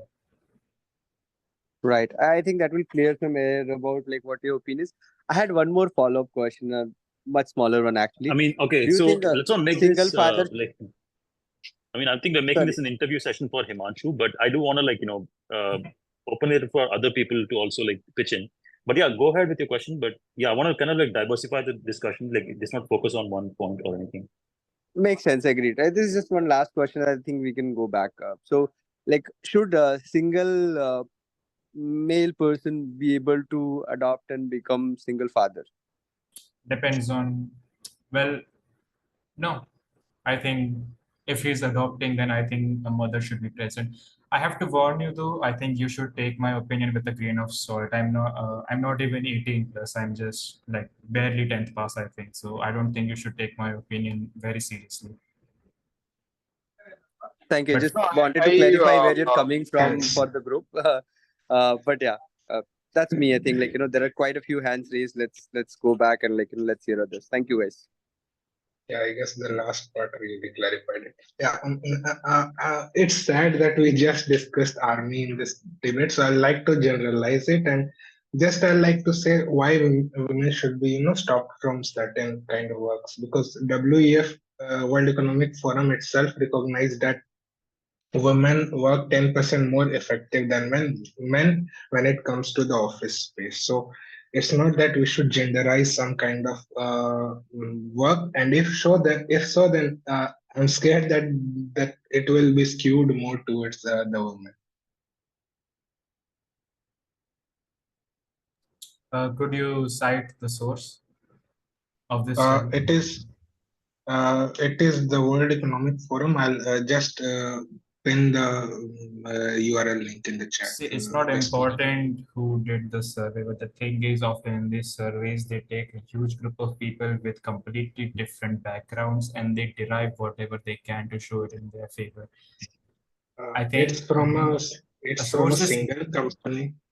See, And, I will tell you one simple example. The women's soccer team of America is a world record holder. They are number one. The men's soccer team of America is nowhere. They don't win any Olympics or anything, but they get paid at least 5 times more. That is because men's soccer is popular in America. Yeah, exactly. Right. And the reason why it is popular is not because it was the men perform better.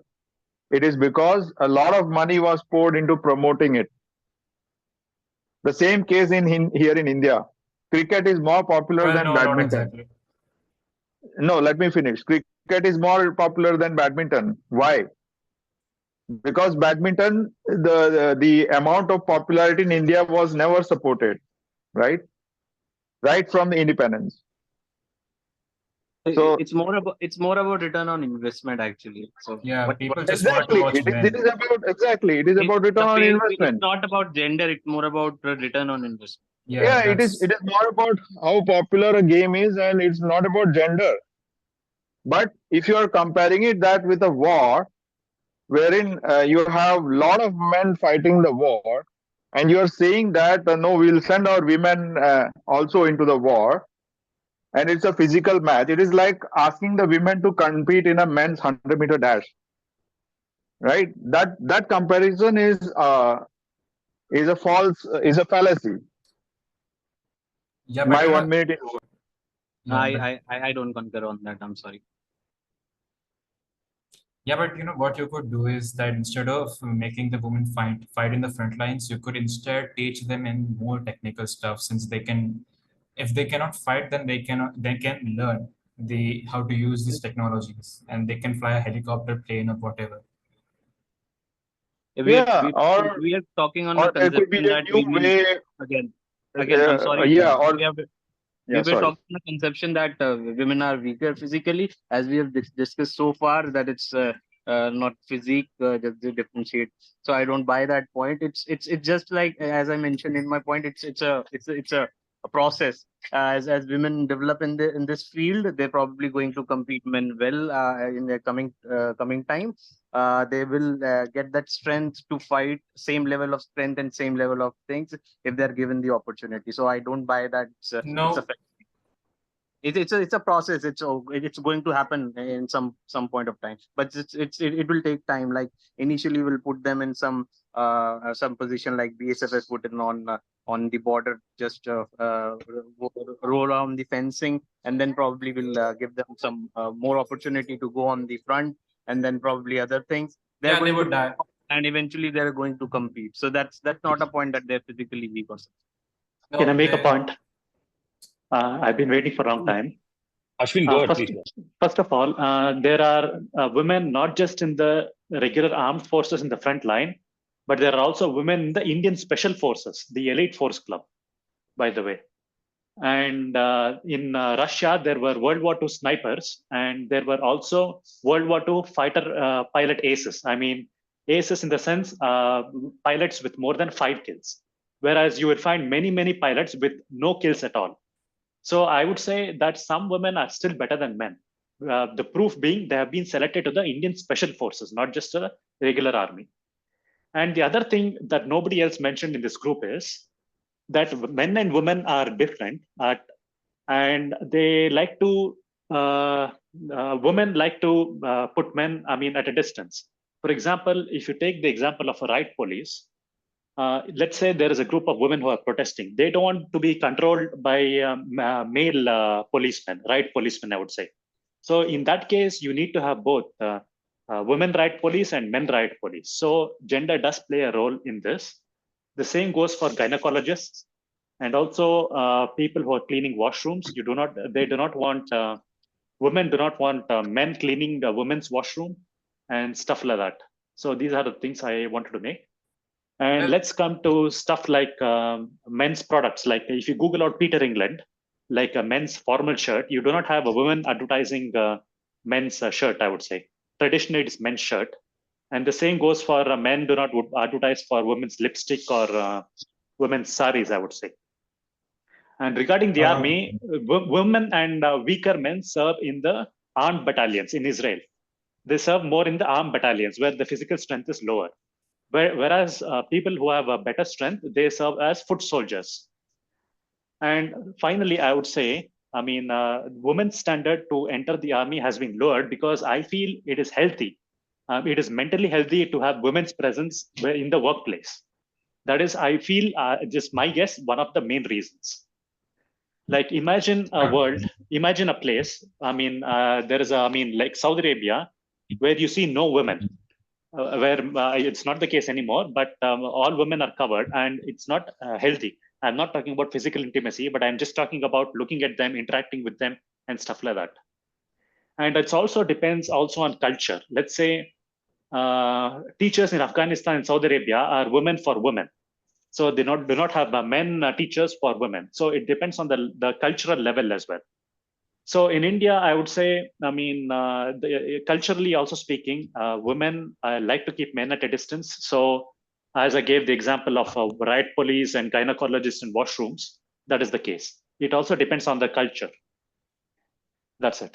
If we are talking that much into silos, that if it's physical labor, then men are good at it, and if it's strategic or emotional aspects, then women are good for it. So women should not be allowed to work in boots. So I'll just like to ask one thing: that are these people ready to accept a complete reservation of women into the ranks of air and above?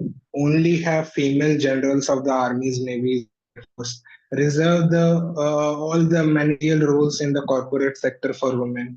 Reserve the posts of like teachers and people who hold soft skills, reserve all those for women.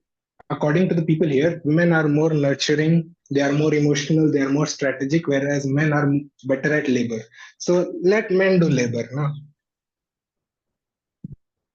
Yeah, I precisely. kind of agree with that. Oh, go on, please. Again, it should be competitive. It should not be only men should do labor and women should do other things. It should be competitive. There are women who are better than men. There are men who are better than women. I mean, there should be a strict parameter to choose from. I mean, let them prove it. Let them prove their endurance in the army training, other recruitment. Let them prove how much weight they can carry. I mean, there is a requirement process. If you have to join the Air Force, you must carry a heavy payload on your back and you must run maybe 25 miles or something within a certain amount of time. It's only if they pass that thing that they're recruited. Although somebody mentioned different. I know, but you said there should be a restriction for all the general positions, right? I feel there should be no restriction, but both should apply. I said that if we are restricting women to, not be allowed into the booths, then why not restrict men to not be allowed in the offices? Because they are not good at it, according to, the speakers. Better at it is not the same as saying the other person is good at it, Sorry, See, I was Mr. Ashwin, you made an example of the Israeli army. I would like to mention that Israel is now in a state of turmoil, and it has sort of always been in a state of turmoil. Their military participation is not very good, so they have to make do with whatever they have. And the women are known to be aggressive there. So even if they don't have enough physical capabilities, they do make up for it in aggression and power. Plus, they have guns. And also the other thing, having like, I'm sorry, I forgot, Mr. Ashwin, what was the other example that you gave? Special forces, World War II snipers and pilot aces. Yeah. So sniper has to sit in a place and has to just not move. There are specific trainings for a sniper. For example, they have to practice not reacting to any bullet that are being fired near them. This job can be done by a woman. They have a smaller body size and they can blend well into the foliage there. They can also be trained in things that are necessary. Plus, I don't think if so that is exactly what Prince is talking about, right? But it's also emotional capability is required. I mean, to be a sniper, you need to be emotional. Yeah, but see, the other thing is, I don't. Wait, just let me clear one thing about snipers. See, snipers are not the one who are killing. This is a misconception. There is always a person with the sniper, and it's that person who's doing the calculation and telling the sniper where to aim. So the woman does not have to do much. The sniper never really has to do much. The bullet is given by the other person who is making the aim. The sniper just has to pull the trigger. That is basically their job. Sometimes they go on solo, but mostly they have a companion which guides them on how to do it. And regarding the pilot aces, would you have some comment about that? I'm talking about the past performance. That's it. Yeah, as I said, Gunjan, this is Gunjan Saxena example. Then it makes sense to not allow men into the office, right? I think that's a fair thing. No, but who said men are not good at office? Who claimed that? Exactly. See, nobody claims men is not good at office. We are seeing the evidence that women are more capable of office work, right? No, as caretakers, they said, as babysitters. That's exactly. See, what are the capabilities of a CEO? He has to be empathetic. He has to take care of his employees. He has to take care of his investors. Everything is about the woman. I don't think you listened to me clearly. I did mention the capability of neuroplasticity. A man can also be as much emotional as a woman. And as I said, office work does not just require emotions. Files are not being made through emotions. They are being made because you are using your brain, critical thinking. And I think I mentioned several times that men and women both have very same critical thinking abilities. We have the same. Correct. Which means that in our offices, there should be equal participation of men and women, right? When women are generally not interested. I'll just add that when it came to the reservation for women into the office, men and women suddenly became equal, and the ideals of neuroplasticity came into effect. And when it comes to boots, doing the manual labor, the neuroplasticity is applicable there as well, that women can develop those capabilities as good as men can. No, that's not possible. I'm sorry. Neuroplasticity only works in cognitive function, which means thinking, memorizing, reflexes, and all the other things. It does not apply on muscles. I'm sorry. say a woman working in coal mines or doing hard labor is just inefficient and will cost you more money and will do less work than the male counterparts. Yeah, that I agree. See, but let me. Those decisions are at the helm of the people who are employing, right? If a coal company wants to employ women, Raju, please wait. Raju, please let me finish. Don't interrupt people, please. So if I own a coal company and I want to cater to women participation in my company, maybe it's my moral I feel like it's my moral responsibility to do that. That should be my choice. So why should it be like a moral obligation imposed upon women or men that they should do this?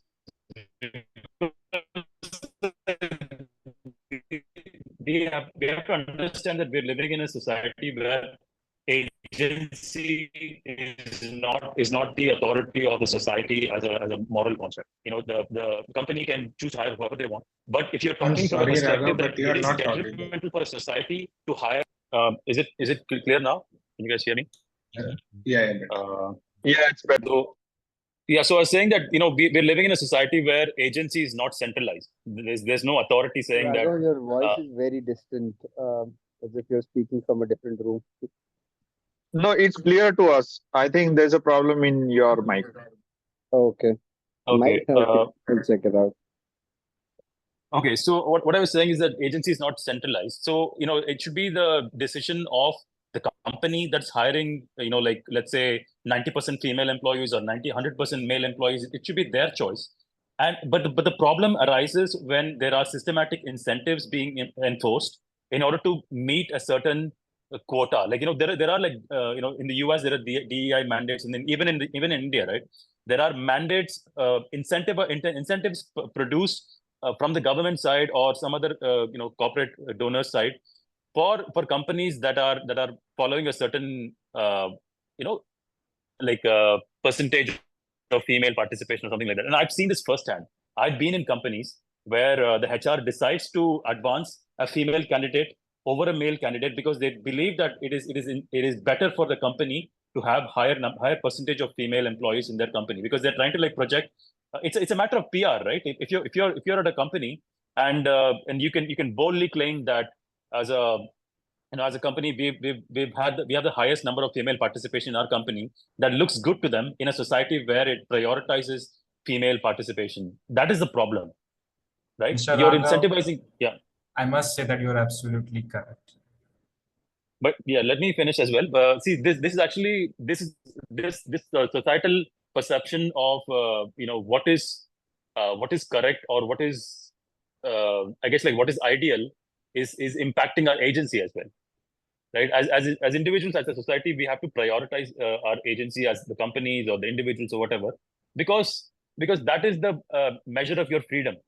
Now, when you say something like, women should not do this, you're basically affecting the agency of the women to participate. And we no longer live in a society like that, because even if you look at Swiggy drivers, or these are options are open. It's just the women are not choosing to go there. So nobody is forcing women to go and say you have to be 50% here or all this stuff. I think that opportunity should be equitable and agency should be individualized. But this whole concept of women should be working this or men should be working that is a moot argument in my opinion. But yeah, I'll close there. Yeah, that was just a statement to kind of prove my point that I also believe that there should not be reservation for women in the managerial class. It was just to prove that if we are thinking that, then the other part is also justified. I also believe that there should be equal opportunity and people should go there based on their merit. Whoever is capable enough can join that. We should not restrict people based on their gender. Actually, somebody gave example of coal mine and gold mine and it being inefficient to employ. Thank you. So it was inefficient to employ them. I think the problem is not with employing women or men. It's problem with the incentive program, right? If you are thinking that your outcome is certain amount of coal or whatever should be produced, and it is available from there. So whoever is putting more effort will get more out. In turn, you are getting more benefit. That person should be compensated for the same. So if you turn the kind of compensation mechanism and make it more relevant to what it is, then it becomes less of a problem, right? Like if your incentive program is not aligned, that is when it causes the challenge. And I think slowly when we go there, it will it will go in the direction of equal opportunity. Because, well, if you start gold mining, I'm pretty sure there would be women out there who would be many times more efficient than me, right? So it should be about like how much, it should be more relevant to what they can generate. Like, and I think that is how society is changing a little bit. And I think on the other point, reservations, I'm also not a big fan of that. Reservation in the workforce, extra opportunity and all. I personally have been a victim of that, but I also understand why some of it is coming from. Like at least some people, when they are looking aspirationally and they don't see any CEOs or anybody in that role, it makes it challenging to form role models or opportunities and stuff like that. And I think when it should be the right amount of help. That's the tricky bit, right? When people want to kind of get to something, they do it by hook and crook, and sometimes they kind of give the opportunities that even shouldn't have been given. But like I think little encouragement does help. And about the military bit, like you talked about, so it's good to understand like what is the outcome. Like for example, if you're hiring snipers from fit soldiers, and like your criteria for fit soldiers is you should be able to carry 50 kg of weight for let's say 25 miles. It depends, right? Like for women, it could be a little bit different. Why I'm But saying that's that, not the case for snipers. That's a bad example. Just go on, Mr. Suri. just let me complete it. I think it will become a little bit clearer. Yeah. I think half context it is probably incorrect. Yeah, please go on. So thank you. So when you're hiring actually snipers, you don't just directly hire snipers off the road. You'll be kind of training specialized soldiers out of the specialized soldiers. Like you'll pick a few soldiers and you'll basically specialize them into the snipers. That's with the best of my understanding. I think that's general norm. With that, if your criteria is to find fit soldiers, the criteria should be relevant to the people. Like if somebody is shorter, but they could be really, really efficient in being a sniper, or I think while USA was fighting in Vietnam. Sorry, I'm taking a little bit longer, but I hope this example helps. But if somebody wants to go, please cut me off here. I think so. They had this tunnels running underground, which were very congested and short, and that is where men who were shorter, they could actually go in and refuse. If somebody was much taller, they would find much difficult. So it also again depends on terrain and all the other things, right? So I think it's context based, and some of the criteria when it is decided okay, we want fit. Okay, what is the general criteria of fit? It is this, done. But if we want them as a society or system to adapt, you tune it based on the new observations or based on the nuances that you see. Thank you. Yeah, I understood your example. Although they're bad examples, but I understood what you were trying to say. See, Thank you. It's more about what the employer itself wants. For example, a call center, people, especially men who are more independent in the society and are more likely to have mobile phones, will usually stick to the call if it's a woman talking. So call centers mostly hire women, and women know this, and this particular field allows them time to take care of their children as well as earn a side income. So call centers are dominated by female. There's a good amount of female participation. But then again, scam call centers, these are mostly dominated by males because females are less likely to do sketchy things. Now about the sniper job, right? Even in the sniper scenario, a woman is more desirable than a man because man can be spotted easily, a woman cannot be. And same with the coal mine. You need someone who can plow repeatedly without getting tired and plow with strength. Women generally would not be able to do that. And about the quotas, these quotas, they are really just to tell people that we have these many women and we are very open and whatnot, just to improve their public image. But what happens, see, in India, scene is like, if you take 100% men, engineers, they're 7,000. But if you take 100% female engineers, there are only 450. Now, if you take 1% of each of them, obviously how dense the population of male engineers are, even the 1% would be more than the female 1%. this just leads them to hire unprofessional female employees. They just don't know how to do things and they just want to fill that quota.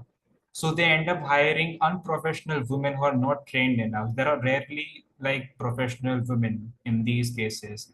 And this is why the quota is a very bad idea. Even Himanshu, I want to disagree with you on that because, like, I've worked in the industry. I know, I mean, you haven't had any experience, I would say, considering you're a student. yeah, you're right. There are a lot of women. There are a lot of women in the engineering space that are extremely talented. They actually put in a lot more effort. I would actually back up that report. Somebody came up with this WEF report, right? I've seen firsthand. I mean, I'm a guy and I don't want these quotas, but still I can validate that. A lot of the female employees that I've had, they're very highly professional. They're a lot more motivated, first of all. They've Sorry, seen these kinds of. I was not making a statement as a fact. I was just giving an example. But please go on, Mr. Raghav. Yeah, so I've seen that, they have a certain special motivation that they have, because they're so used to this notion that women are not qualified, they're not there, their brain plasticity, all these arguments are thrown at them. So they actually come in with a lot more motivation. And I've seen a lot of executives who actually recognize that motivation and add value to that, and they want to hire women. But again, it is also a fact that in terms of like raw talent or there is a higher concentration of men who possess those qualified skills than women do. This is where I think that instead of talking more about who to let in and how to reserve a position for them, we should actually emphasize on the opportunities that make the men more advantageous, right? So we need to start from the very basics where you prioritize. I love the idea of having quotas and reservations or things like that at a lower level that kind of emphasizes the opportunities. Because if you prioritize a female child to have technical education from a very early stage, she's going to get to that point where she's qualified and she's motivated.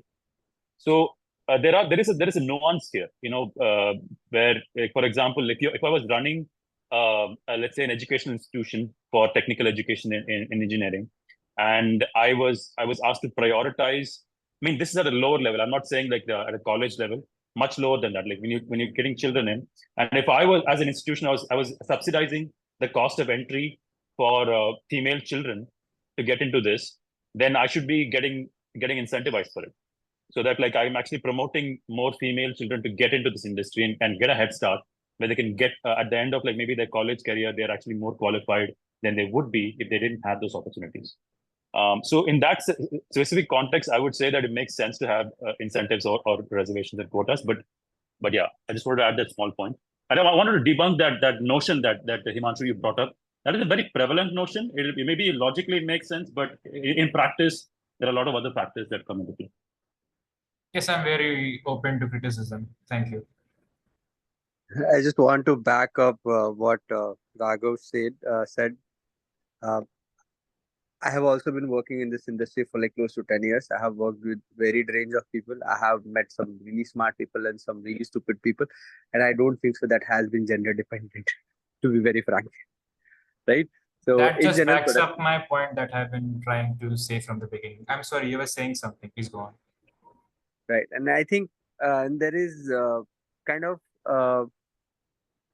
there is disparity in terms of raw talent, as Raghav pointed out, right? So, and when you're saying that, okay, no, we will try to do 50-50, you're just not keeping that rational. You're just not keeping your fit on reality, right? Versus if you want to kind of be a little bit closer to the number of participation that is there in the available group or a little bit higher or something like that. That is a little bit more realistic. But again, that can vary based on talent and all of that, and also interest. So it's not the best idea to have let's say 50% reservation, we will equalize everything today, or let's say 20% of the students are female, so we will hire at least 25%, so more of them get it, or I think it's very, very challenging to put a number because it depends upon several different nuances, and that makes it challenging. So if somebody was saying 20% female participants are there and I want to do at least 10%, that makes sense actually. You should be able to get that much. I think about the gold mine and like coal mine, if somebody is working, the idea is digging, right? So whoever can dig higher, change your incentive program. Like if you have a flat salary, if somebody digs for 8 hours, if that's your criteria, and then like men are able to dig more, women are able to dig less, but you're trying to pay the same, and that's why you're saying that I don't want to hire a I'm afraid female. I have to stop you. I'm sorry. I just need to make one thing clear. It's not that women are less capable, although it is that women are less capable at mining coal, but there's also the factor that they can have lifelong health problems doing that. They're not made for it, and they can have serious damage through it. That is why I just don't want them to do it, because I don't want women to get damaged trying to compete with men. But that's No not one for is- you to decide. No, that's for them to decide. Exactly. What I'm trying to But- say is this. Okay, another Sorry, Prince. hypocrisy here. Why would you only care for women? But are men not living Yeah. beings? Because who men deserve- are capable of mining coals. Women are not. It's the muscles and the bone If it's- density they are. No, How dude. do no. you decide men are capable of mining If coal? I can, if we go solely on biological levels, then women are more capable of mining coal because the type 2 muscle that gives powers to endurance is better in female, and they tend to do endurance level based tasks 20% better if we just go by the data provided by the Olympics and the athletics associations. So in argument, women are better at mining. Well, do you know how coal is mined? No, hold on. Before we go to how coal is mined, there is no job in the world today other than competing in Olympics in which physical superiority is required. I think that's fair to say, right, Raghav? Everyone, we all agree to that, right? All right, and may I start to defend my point? What about I would bricklaying and disagree. like construction work and all these other things that are essential? These are all reliant on physical labor. We are moving towards AI and automation. There is a We are 3D not there printed yet. We are house not available. there yet.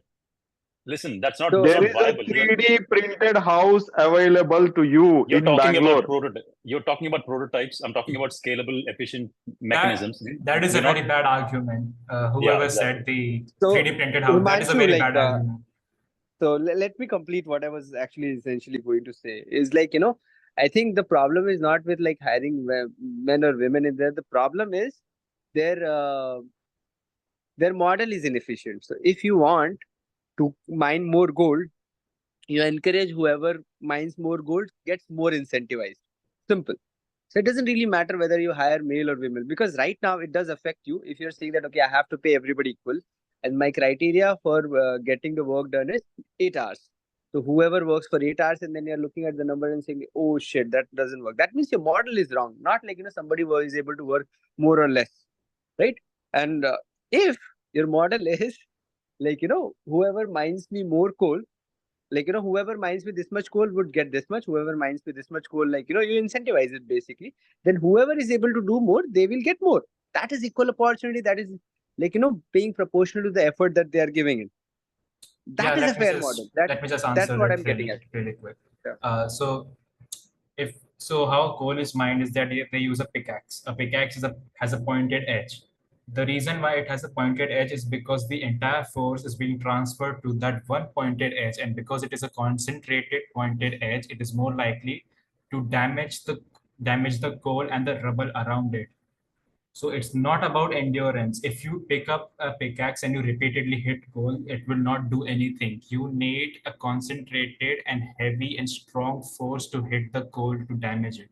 That is how you harvest coal. Women don't have the muscle, and even if they do, the whole day of mining coals, and then their muscle will get damaged, and since they are not men, their muscle will not I have heal. to interrupt you there. Which coal mining procedure are you talking about? The latest one or the one used in 1960s? Well, what is the latest one? Do they use technologies? I'm Which means you afraid don't that know. since I'm from Jharkhand, I guess I hold the veto power to speak on coal. Yeah, please do. Can I? A lot of modern mechanisms are used in nowadays. Mostly the labors are, I'll repeat, mostly the labors are used to just load and unload and carry the coal from the mining area to the place where that can be transported Yeah, as even grabbing a whole bag of Can- coal, laying it on your back and then carrying it. The I pelvis of the woman and the support that is given to the spine is not So, suited for so this you're work. talking about 1960s operations. Now, I have a very simple question for you. The majority of JCB operators in India are men. You know why? Why? Yeah, that's something that you need to think as to why JCB operators are all men. Why are they Okay. men? Well, I thought you Just were about to- to answer it. I thought Just Sanjay was Well, going to answer it. I will That was just, good one. well, I'll just Okay, give Himanshu, it. but whatever you said, right? Again, I was talking completely different thing, and that thing makes completely irrelevant whether somebody has more fiber, less fiber, whether they can concentrate force or no. I was talking So they about use purely economic technologies. model. Fine. Okay, I'm then saying it doesn't you matter. said it's in You did not. Jharkhand. You said it's in No, Jharkhand. Well, can I you did tell not say me? any of that. Hold on. Can, I think you're. wait a second. Wait a second. Then who was the Jharkhand one? The one who is in Jharkhand. that was me. Okay, so can you tell me how much these people earn on average? So, Himanshu, hold on. Like, Wait so a my second. argument Wait a was second. completely Wait a different. second. No, hold on. I think you were answering to me earlier, and like you have gone tangential. Wait, I will The answer model- you. Just a second. Just Yeah, a sorry. second. So, Trust me. I'll so the bring your Jharkhand, so the Jharkhand miners, how much do they earn? The laborers earn around 600 rupees per day, which is more than the average wage Okay, in so Jharkhand. they're contract workers. They come, Additionally, they work on contract. no, they are not contract workers, they are daily wage workers. Additionally, there is a coal mine less than 50 kilometers from where I live. And I can tell you the less production of coal is because of the protest that was held here because of the the ecological condition that has been damaged throughout Hazaribagh and the weather conditions, the heavy amount of heat that is, faced in a place like Hazaribagh, which is like one of the coldest place in the region. So it is the ecological issue that forces these companies to reduce their coal production. What Suri was saying. I don't think I asked about the weather, but never mind. So these people, they are daily wage workers. They earn 600 a day. They are doing this because they don't have a formal educational background. If you put women in there, how many of them would get sexually assaulted, harassed, or even, harassed? Do you think it's a safe environment to put women in? And that's a very bad argument. It's Hold on. even disregarding that. It's a coal So, mine. Himanshu, like we are doing a debate, right? So I made a point that you did not understand. I tried to clarify it. Yeah, and you're sorry. debating Please go about on. something else, right? So let me just clarify. What I said is economic model is wrong, right? So let's say What do you're you saying mean by economical model? how do you compensate people? So first try to understand what I'm saying, and then we can definitely argue about it. What I'm saying is, instead of saying that, okay, if you work for me for 8 hours, I'll give you 600 bucks. I'm referring to example that Prince gave. Please, Prince, correct me if I'm wrong here. And then you talk about like, what is the outcome that you're looking for? If you're looking for like, 20 bags to be transported in 8 hours, so you kind of decide the wage would be based on like, number of bags that would be transported in the given allotted time or whatever. You change your economic model to kind of facilitate the outcome that you're looking for. If somebody is able to do more, they'll get paid more. If men are more efficient at it, they will get paid more because of the work that they produced.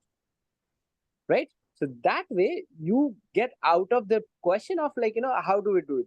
Traditionally, we did not have a very efficient thing. Again, there would be men who would be slacking off and there would be men who would be working very, very hard. Now, none of them are getting paid equal to what they're doing. This is the same question. If you introduce females, they would be doing work, but that problem already persists. You are not solving it.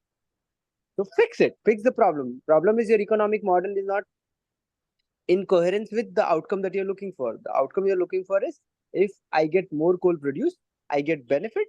So if that is your case, then compensate your employees in the factor of what they are able to give to you. Like, if they're able to kind of be present, you compensate for that. If they would have to pull something up, you compensate for that.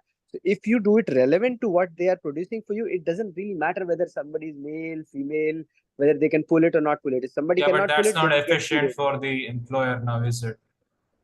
How do you know that? Well, it's simple. how would you calculate how many coal bags are being pulled and by whom exactly? Because people will find out ways to scam their employers. There is a This is reason why this has never been employed before, because it has a lot of plot holes. And even after that, if you That's a set a different requirement debate like, altogether. wait, But like, if do you you disagree with this set up a statement that I made?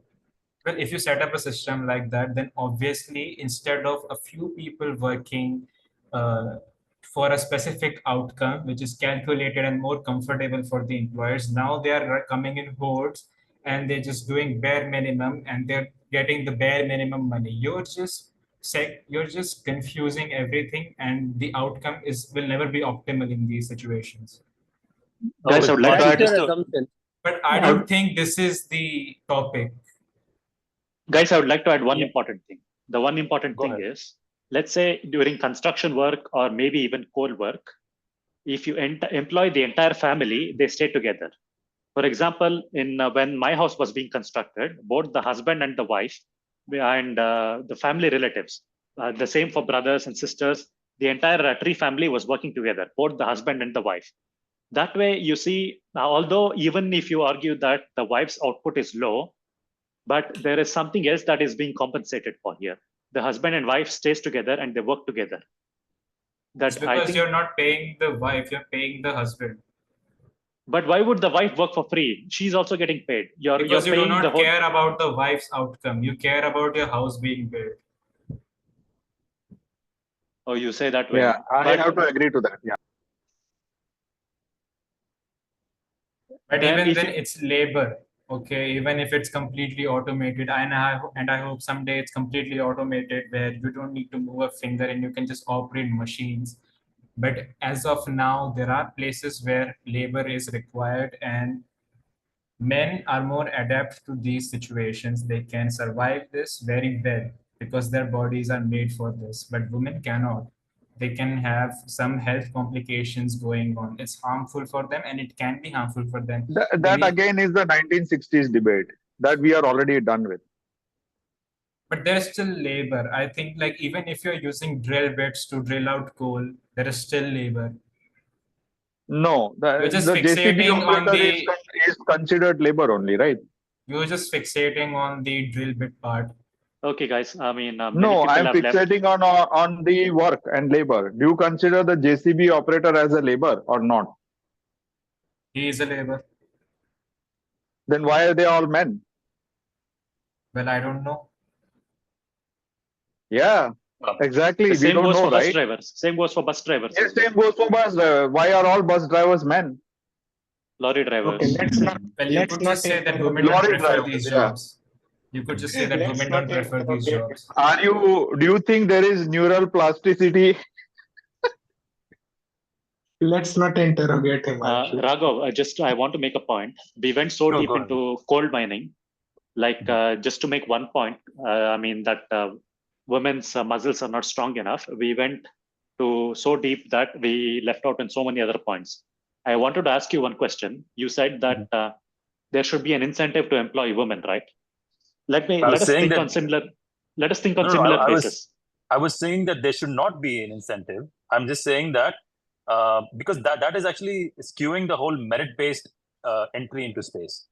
Okay, so I want there to be no incentive so that like the business has the agency, complete agency to decide whether they want to hire this person or that person, regardless of gender or based on gender, whatever. That should be the business owner's decision. That's what I was Anyway, okay, we lost so much time that I lost out on one important question. Do you think there has to be reservation, 50% reservation for women in the Indian Parliament? Absolutely not. Was that my should question. be gender agnostic. I personally like I would say that everything has to be gender agnostic. I don't want any because the metrics, the KPIs have to be well defined and well measured, and as long as you do that, it does not matter what's in your pants. Okay, anybody can come in the space and then like has the opportunity to excel, and whoever excels gets rewarded. That's it. Okay, so I think what you're trying to say is was done 1 week back. It went on for 5 hours. I think what you're trying to say is women and men should not sit in the parliament. Individuals should sit in the parliament. Absolutely, yeah. don't bring your genitals into the parliament. That has nothing to do with the role you're playing over there. See, that is exactly the point I've been making from the starting of the video. Apart from physical labor and things requiring Yeah, work, that is what I'm asking you, right? Why are all JCB operators men? Why are all there is majority of See, men in parliament? well, women don't prefer That is, JCB. women don't prefer. See, Saju, instead of asking rhetorical questions, why don't you answer your question? Why don't you explain to us why you believe So that is the case? there is a problem in our society. We do not due to our historical, I don't know what is the reason. We don't want women to use their full 100% their capabilities. No, it's not just Right? that. Due to some These are reason. complicated. There are complicated reasons for this. A woman does not want to prefer to go to a male-dominated space because she feels more So vulnerable. that is what I'm asking, right? Our society, why it has become male-dominated? Then what Because are of you questioning me for? It has not become male. It has been that way for as long as you can remember. And there are people. So that is what is the problem, right? We cannot there is a separate problem here, which is the safety of women. You know, we have to make special efforts. We live in a society right now where it is possible. What was not possible like several decades prior to this, or like several centuries prior to this, it's now possible to make spaces more safe for women. That is actually, I don't know any of you guys. Raghav, it's not about safety. It's about being outlier, being an outlier. I mean, being a bus driver is very safe. It's being like an outlier. See, that is again a measure of safety. I'm not talking about physical safety alone. Safety has several dimensions to it. There is physical safety, there's psychological safety. There's also a matter of comfort that goes along with safety. It's not like as long as it's safe that people will want to prefer it. It's also a matter of comfort, right? So exactly. if women are working in a space where they feel safe and comfortable and they're incentivized for their work, why would they not choose it, right? Right now, we don't live in that society where it is safe and comfortable for them to pursue things despite their, physical, I guess, like you can say disadvantages of being a woman. Like there is generalized, it's an accepted fact that, generally women are not as strong as men. That we're living in a society where it's increasingly not a detriment, but there are other factors that are detriments, like the lack of safety and comfort. Okay. And comfort is not just physical. So it's simply because women feel more vulnerable in these places. That's why they just don't choose to work in these places. Not just that, the vulnerability is one aspect. There is also, for example, right? If you go woman and then you're constantly stigmatized, harming you, it is the environment more than necessary. That again is a demotivator. Could you repeat that? Your voice just went away for a second. I was saying that even if you factor in physical safety, I mean, nobody in the IT sector is like complaining about like physical. I mean, they are, but not to the same extent that we used to have, or it would be possible if there was like 98% men and then 2% women or something like that. But a lot of spaces do have the factor of women. Even if your physical safety is guaranteed, you still have a psychological a stress factor where if you're constantly stigmatized for being a woman, that puts you at a place where you would rather prefer to be at home rather than go and pursue your career outside, even though you really want to, because there are demotivating factors, and that is what we need to aspire as a society. We should as a society, we are at a position where it is possible for us to aspire and achieve a place where it is safe for women to not just safe, comfortable, and incentivized for them to go out there and perform. And then it becomes a choice of the woman to make, whether she wants to stay at home and be a good mother and a good wife and take care of her family, or if she wants to go and pursue her career. That should be at the choice of the woman. Right? Nobody should be sitting here in a debate room operated by men to decide what women should do. So that is where I see is the ideal outcome.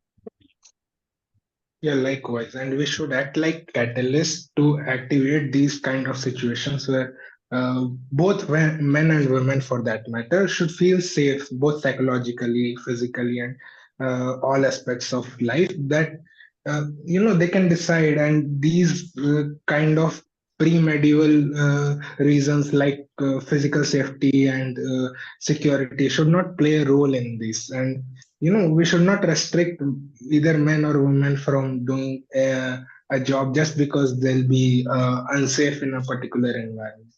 And Yeah, and I think the other problem with this whole thing is that there is a certain imposition of like these well-meaning people, like all these like the woke left, I would say. They're well-meaning. They want more women to participate. They want to see that ideal society come in where there's greater number of women coming in and all that stuff. But they're instead of like working on the nuanced problems that are preventing this from happening, they want to create an imposition on the businesses to incentivize that image, that virtual visual aesthetic of like having more women come in, and Yeah, that is really that's harmful for the business. that's Yeah, the radical left. like flight attendants. What do you mean? You mean like flight attendants? They have more women. Oh no, that's just because the women tend to have lower weight. Lower weight, you mean? Yeah. No, not just that. Actually, it's a hospitality industry, Yeah, first of all. that too, that as well. Yeah, I've so seen male air hostesses or host, I think. air host, yeah. But yeah, usually What do women are you preferred. see, Raghav? There are biases everywhere. Just think why you said that it's hospitality industry. Because that is the nature of what they're expected to do in that role. You're required to be a host and you're required to be hospitable. Then why not in restaurants? In restaurants, why do you find more women waiters? No, I'm just saying that it should be the directive of the business as to who they hire, and it should be the directive of the individual as to where they apply. The directive of the business, I already gave an example to you, right? Women's soccer team, right? See, for a soccer team, right? Let's get to the soccer team part. Soccer is again a business. Okay, they're a business trying to generate. It's an entertainment business, first of all. Sports is a sports industry is there, but on top of that, there is a broadcasting industry which belongs to the entertainment industry, and you need to make sure that you're investing where the returns are. Okay, so if I'm investing, that is exactly what I'm saying. It is a self-feeding mechanism. Yeah, right? As it should be. Yeah, but why did the women's soccer team not become popular in the US? See, it's because it was never men watch sports. Because women don't perform well in sport. That's why. No, no. It is not. Men watch sports. It's a men thing. Okay. Let's get to this. See, the thing is that it is a matter of the audience to decide where they invest the money, where they want to go and watch the sport. And it is a matter of fact that people are choosing to go and watch the men's sports over the women's sport, even though comparatively are you saying in their domains, that the women population was lower in the US? I'm not saying the women population. I'm talking about the level of interest in the audience to prefer the men's or women's. It doesn't matter what the audience gender is. It is a matter of... That is exactly what I'm trying to say, right? Let's not drag this out of context. See, the simple fact is men watch sports. Men want to watch men playing sports. No, it's not just that. Because men perform better. That's a very generalized view, but yeah, that is exactly why it happens. That is, see, we don't watch sports because it's because men perform better. We watch sports because men watch sports. Because men watch sports. Okay, right? Saju, do you watch international matches or do you watch national matches? I don't watch any sports at all. I lost interest in cricket long back. No, generally speaking, do you watch sport at the highest level or at the lowest level? I don't. There is district level. There is district level sports and there is international level sports. Why? Because the performance is better. I watch badminton games in the highest levels. That's correct. Exactly. Because at the highest level, the performance is the best. Yes, exactly. It's more entertaining to watch people performing at the highest. That is what I'm trying to tell you, right? When you say the performance is the best, what you're really trying to say is Saju, not that women... No, see, in your argument that you brought up, right, you're talking that the women's soccer team in the US is more competitively advantageous than the men. But that is not the point here. The point is that it is more, even though the women are performing at a higher level than the men's team in the US, the men's team in the US are getting more investment and more opportunities because the audience are preferring to watch the men's sports. That is not the audience prefer to watch the men's sports because there is more investment in that. They are advertised more, they are promoted more. There are people who watch women's beach volleyballs more than men's. Okay, what do you say to that? Exactly. Because they are in bikinis. It's more entertaining to watch. That is a common denominator. It is more entertaining and it is promoted more, and they are mostly watched by men. The reason why there is more promotion is the fact that there is more return of investment over there. There is more interest there. That's where they No. invest more money. Return of, see, the business is investments go where the money is, right? It is Yes. not, they don't go where it is more competition. For example, badminton in India is underfunded. Even the men's badminton. Even though the men badminton players perform far better than the cricketers. How can You should compare look at cricket our and men badminton, badminton man? players. So You that can't again be- that again defeats your own point. I'm trying to make the point that sports industries and broadcasting industries, all these are they operate on where the money is. Okay. And the money is where the interest is, where the public interest is. So there is nobody Yeah, sitting here and and the making moral public, what do you decisions. think the public interest is? What do you think the public interest is? Like I said, the common denominator is where it's most entertaining. They go and watch that. The reason why people watch Yeah, highest level sports correct. is most entertaining. The reason why people watch like women's beach volleyball is because it's more entertaining. The reason why they watch like men's soccer is because it's more entertaining. That is it. That is a common denominator. The men want to watch certain games and sports which are getting promoted, right? Why do the men watch men? You're putting the let me horse finish. behind the cart. I think you all are Okay, let's take an complicating a example of very let's take the simple example of issue. Formula One. Is there a Formula One women's Formula One team? By the way, No, that's definitely a male-dominated space. It is a exactly. male- Why isn't there a women's Formula One team in the first place? Because Why isn't? because most women are not interested in cars. Not really. No, that is wrong. You will find people. You don't know. Then you don't know about the drag racing, right? Where women is there is a women driver.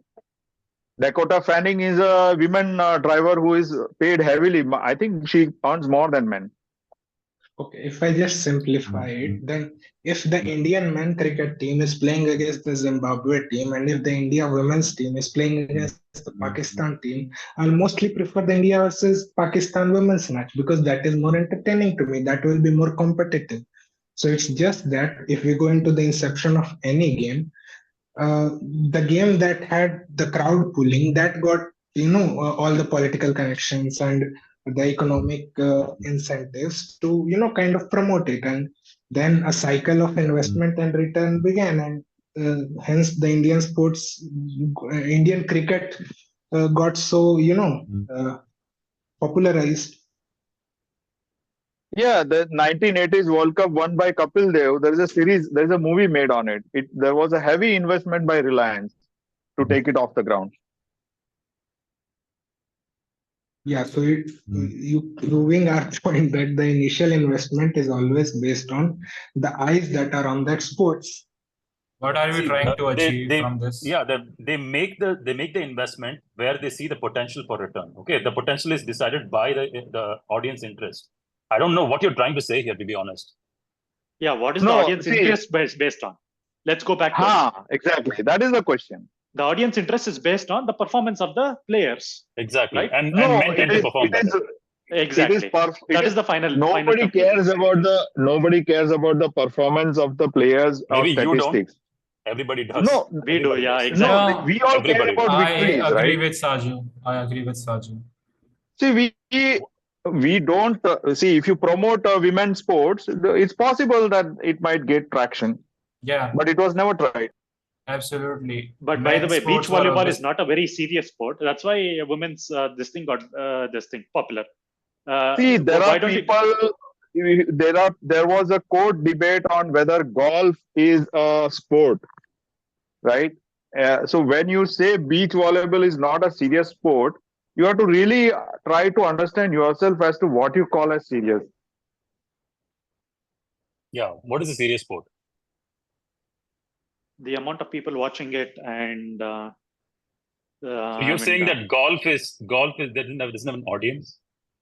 It's crazy. Like there are people who are cult followers of golf. And in that case, chess and polo are like not serious sports. They are not exactly. Polo is definitely not a serious sport. Oh come on!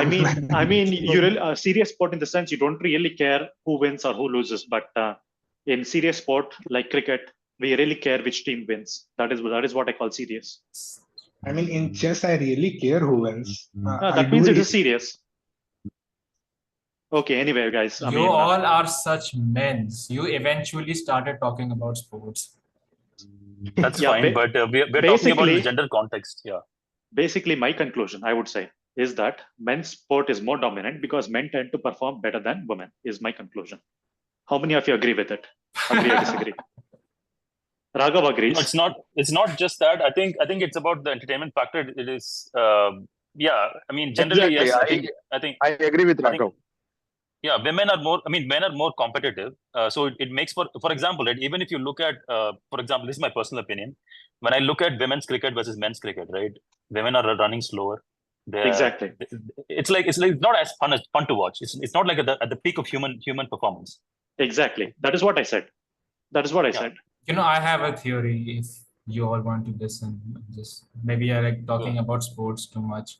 Maybe what if, you know, the society has alienated women and men and like separated them so much that we don't watch women's sport because we think that it's for women, not for us. Then But your like- beach argument, beach volleyball, then we watch tennis, right? We watch women playing tennis, Serena Williams and stuff like that. That is not true. Yeah, but I'm Yeah, just good talking point. about in a context of cricket. Like it's watched a lot by Indian. Why? people. If I watch women's tennis, I would also watch. If I like, I would also watch women's cricket. I But don't like, think I that way. think it's just because the male football team has been promoted from the beginning. That is why it is here. It's become the norm. No, it's And- not just that. You look at the running speed of like a man versus woman. It's kind of very obvious. Yeah, And that's what I'm saying. That's what I'm saying. Like that, we're looking at peak of human performance. It doesn't matter whether they're man or woman. It's about like who can perform at the peak of human performance. And Okay, that has a say. There is an objective say on this. Okay, just before we finish, I think Himashu, I left out 2 questions for you. By the way, you said women snipers are more effective because they have a smaller body, right? Because all around the world, there are more men snipers than women snipers, by the way. yeah, That because is- women are not interested in guns. That is number 1 thing. And number 2 thing, I gave you the example of a Russian female fighter races. There were many of them. I mean, you said women are not good in reflexes or something long time ago. But Yeah, and I you also clarified that by saying that the brain has this thing called neuroplasticity. Is when you focus on one ability, your brain improves that ability. So it does not matter. Men naturally have better reflexes, but women can train them. Yeah, women can train them. Okay. So Raga, our next debate should there be reservation, not just for women, other people also. I think Maybe like, based on caste or based on religion or whatever. That could be a debate. No, next we kind week. of had this, I think, but actually, I want to have a specific reservation-based debate on the gender issue. Because this that is is more actually interesting. This will be repeated again. It'll be a repeat. That's it. It'll be a repeat of the same debate. It won't be. It will be very, very specific to the industrial practices that are being maintained. I don't know if you know this, but there's a huge movement going on where people are like, like downgrading meritorious men to prefer like women just because they're a woman. I've seen this so many times, and I suppose That's just wrong. Your voice is gone. There is a lot of because like this is a huge scale in the industry, especially in India. Is it clearer now? Hello? Please repeat from the beginning. Okay, so I was saying that there is a huge phenomenon going on, especially in India right now. That in the industry there is a huge emphasis on hiring women for these like lead technical high paying jobs, right? And I've seen firsthand, like I've seen my own I quit my job like last December, but before that I was seeing how these people were talking inside of the closed circle meetings where the executives deciding the fate of the incoming hires, right? They have an explicit bias towards women. They want to meet their the quota that is coming in from the head office, right? They want to make sure that they are meeting that goal because their job performance is tied to this. And you have a hierarchy of incentives that are creating an end goal, which is basically that women are getting preferential treatment at the entry of their office, their applicants are getting promoted purely on a gender-based merit because they want to meet that yearly quota. I want to hire this much percentage of women. And actually, they kind of froze. Honestly, they kind of froze men's hiring at some point. So it's Do you mostly know? just women. Yes, this is Do you know the radical exact Indian feminism. rules? Do you know Sorry, the exact Indian rules, by the way, about women's I don't think reservation? It's I not don't think government it is. mandated. Yeah, Are it's, you it's sure? more of a corporate decision. I'm not sure. We need to look into this before Wednesday Let's session. look Yeah, at the I facts know. and then See, debate. Yeah. I have did some not research, but I have seen stories from the US where there are companies which are solely making new seminars and hiring stuff just for women. Men are not allowed, just for women. And it's because the feminists, the radical feminists, they use some of their connections or some of their power to blackmail companies to hire more women. If they don't do that, then they will, do that Me Too movement stuff. They will Exactly. make, Yeah. they will make allegations on the company. So yeah, that's So actually happening. where are they getting all this power? Because of the social movement around this whole issue. It's the radical feminism. Raghav, I think there is one more reason for that. If you have, let's say, roughly the same amount of women and men in a company, I mean, it gives a better feeling, right? Imagine you work only with men. Imagine Better you optics. studied in a college. You studied in a college where there are only men. Imagine you studied in a school where there are only men. I've heard of people who lived in Saudi Arabia. They haven't seen a single woman in their entire lifetime, other than their own mother and sister. It's not psychologically good, you know. I feel that is one of the reasons. I agree that at the end point of like your meritorious treatment and gender agnostic treatment results in that situation, that is great. That is wonderful. Everybody would love that. But I'm saying that enforcing that without enforcing that at the behest of like meritorious and gender agnostic treatment is kind of like creating an artificial environment where you have, the problem with gender based hires, right, is that they are at a position where everybody knows that they're not qualified and they're still operating and getting the benefits, and it is a psychological stressor for them. I've seen really terribly performing female employees. They were purely given the chance as a gender based hire, and you can see. I think I made that point with that the 1,000% men 7,000. I think I made that point already. Yeah. So anyway, but what would a company get out of it? Exactly. They would not be prosecuted from feminists. That is what they will get out of it. They don't really care. I mean, I don't believe they really care. No, you there can't are be several prosecuted. companies. If there are rules, then they would care. If there are no ruls, I mean, I believe nobody cares. I'm saying that there are actually artificial synthetic incentives being placed. Am I audible? Yeah. Can you give an example of synthetic incentive? See, for example, right? For example, this very thing about the PR, right? PR kind of like promotes actually I'm not about the US, but I'm not really sure about the incentives here because I only work for a company that is based in South America. I didn't have a direct connection with a company that's based. I in actually India. have an example, if I may. Yeah, let me finish my example. So the way that it works generally is that there is a high level incentive to companies that have these PR goals, right? When they achieve these targets, right, what happens is that they have their stock prices go up, and they have a certain company executive level targets, which kind of like promote the high level goals of the company from a top down level. So what they do is they mandate these things within the company to enforce these things so that they can meet those targets set by the PR initiatives. So there is a social phenomenon, which is actually interfering and kind of like arresting the internal processes of corporations, and that is the problematic. That is why this whole debate itself is very public relations. So public relations, the employees within the company, right? No. See, the public relations is not about like what happens within the company. It's the image of the company in the eyes of the public.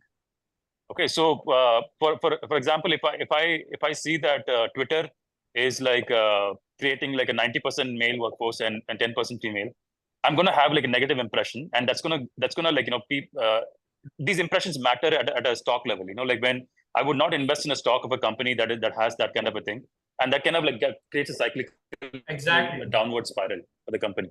So the public perception of things actually has a huge impact on the internal decisions of these large companies, because they'll make decisions that favor that PR even at the cost of like performance issues or something like that. Because then when the pressure is too much, right, they will actually compromise on the meritorious intake of members to cater to that. So that is a very dangerous position for an executive to be in, for a CEO to be in, and a lot of people are paying the price for this.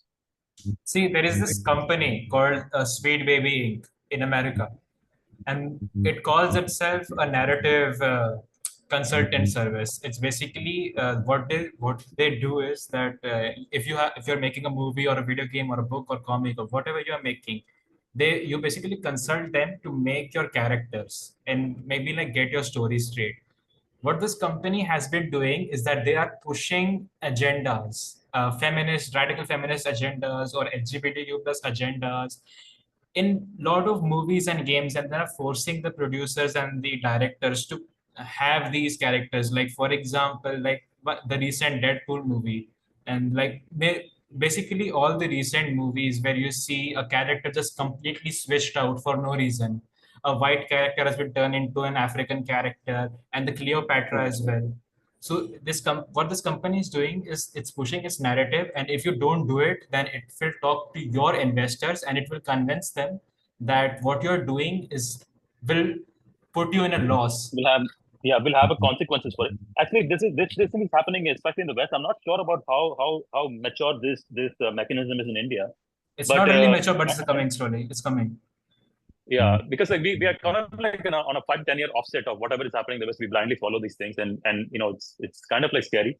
But another example I want to give is like in video game characters, right? There are actually like a lot of ugly female characters that are rising up because women are offended or they feel insecure about like more attractive female characters that are catered towards male audiences. Absolutely. So what's happening is this video game industry is kind of like being inundated with like ugly looking female characters. And actually there is an advertisement. I'm going to post it in the WhatsApp group. There's an advertisement of like a video game character who's like fat and all this. In a wheelchair, and one is disfigured. Yeah, I know that very clearly. I'm not talking about that one. There is another one where it's like she's in a combat role and she's having to wear this like really tight outfit to accentuate her female form. Yeah, that is exactly what I was talking about. That's the Dove ad. It was made. It's Dove the ad, same the Dove company. ad, yeah, the Dove ad. Okay. So this is kind of like pissing off the people, the mainstream audience, which is predominantly male. Like they want to see attractive female characters. That is why they buy the game. And a lot of the skins or mods or all these things are being taken away, which are accentuating the female. Which game are you talking about, Raghav? See, there was this game. There's so many games. There are this Forza Horizon, then there is also this new game, Suicide Squad, Kill the Justice League. It was a good game. It completely flopped because these companies blackmailed the video game company to change the story. And it changed so bad that the company crashed completely. One of the studios even got shut down because of their rumble. Yeah, I'll give you another example of, let's say, a film industry. Generally, you have a hero rescuing the heroine and defeating the villain and stuff like that. But you don't have the other way around, like a female rescuing a male, portraying there herself was a as the hero. Batman series. I think you all know about it. It's when a female protagonist was instead introduced instead of the male protagonist. And she came and she said that the Batman suit is not perfect because it doesn't fit a woman. And that was received that was so a Hulk badly. or something, right? These things are happening at a large scale in the US, and I'm worried about this happening in India, because like as much as the motive is like they're coming in from a good place in their heart, the problem is that they're trying to force things to happen without working on at a mechanistic level, trying to encourage these things to organically happen. They're trying to force the outcome rather than nurture the processes that will result in the outcome. It's like instead of like you pouring water and giving nutrition to a sapling for it to grow to a tree, you're basically trying to like create plastic trees. Basically, people are upset because these things are being forced onto them, and people just don't want these woke agendas in their video games and movies. They just want to enjoy their movies, and these people are just pushing it down their throats. Yeah, and like instead of like letting a tree grow, you're basically trying to install plastic trees. And that obviously, it creates a good optics for them to like, delude themselves into saying that, okay, now everything is okay. But it actually is not okay. That never works, yeah. When it comes to this, I guess the people are really tired of the time that is taking to, kind of develop processes. Because when we talk of the feminist movement, it started in 1848. We are like about almost 175 years down the lane. And we have hardly seen any changes in the societies as We have. We there is have. a There have been significant changes. the recent example, if we see that a Pakistani girl was forced to spend some quote unquote quality time with his boss to kind of get into the job. And I when think she, Middle East is a bad example. I said Yeah. Pakistan, it's literally South Asian nation. Well, Or maybe. it's an Islamic nation. I think Islamic nations are a bad idea. They are a bad example for this. Okay. Like No, if but you look let at Prince finish. Let Prince finish what he was saying. Go ahead, Prince. Finish what you're saying. Yeah, so the example was such that when she acted as a whistleblower, then the people in the she posted this on the Twitter or X. Then the retweets were that this is the reason why women should not go out and work, because these kind of actions are forced upon women, and they try to act like they are protecting women, and in that process they kind of make sure that the women are enclosed within the four walls of the house. See, that's their Islamic ideals. I think it does not apply to the liberal nature of the West and the India. I mean, in India as well, people don't allow their wives and their daughters to go out and work. But it cannot be always sunshine and roses, right? Yeah, I guess it was you only who pointed out that the workers in the coal industry should be protected because there are uncivilized and uneducated Exactly. going out there. So, in a way, rather to contain this kind of thought or ideology of the men, you are restricting the women. And, this is sometimes this is very frustrating as an individual that you are not allowed to. Yeah, I agreed with you, Prince. The problem is in the men. The problem It's is in the men who are uneducated and uncivilized, and that is kind of the point I was going to make about a role of a mother. No. If that were the case, there would be more women CEOs in India today, right? So it is everywhere. No, I mean the harassment part. It's specifically the men who are I'm talking uneducated about and the harassment. uncivilized. I've not worked in the industry, but there are people like Raghav and Saju and Samarth who has like decades of experience. You can ask them the several instances where women in top of the IT companies face these sexual harassments and stuff. Yeah, I mean they do. I expect to be corrected really because I've obviously never worked in an office. But it's like the statement saying that there has been no improvement is false because there has been significant improvements. It's just not the complete sunshine and roses that we are expecting. No. I will tell you, there has not been much improvements. Okay, the movement started around 40 years back. In India, it may have started later, maybe 20, 30 years back. But it is a case that women are still being discriminated against. Whenever there is a pregnant or somebody who is carrying and they have to be staffed into a project, the project manager will have some reservations. Right? See, Saju, I disagree with you completely because, like, see, the question of like whether there's been improvement or not is different from whether it's still bad or not. It is just still bad, but it's definitely improved. You can't compare like decades worth of like improvement. But the degree to which, yeah, exactly.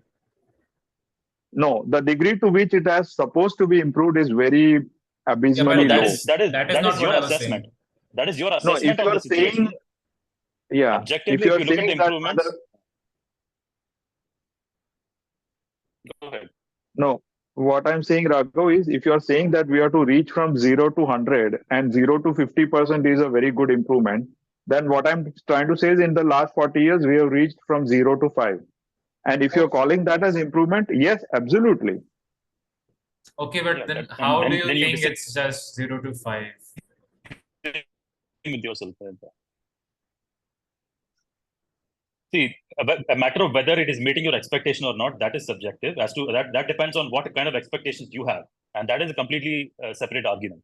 Okay, but definitely there has been improvement. I don't think that it makes sense for anybody to argue that there has not been improvements. It is just that maybe it could have been much better. Sure, things could go on much better from now on. Sure, but to deny that there has been any improvement is really, it's more of a hyperbolic statement rather than See, anything I'll real. tell you what I experienced on a day-to-day basis. In my classroom now, I used to remember that there was a time where in a classroom of 50 people, women only used to be 20 and then rest were men.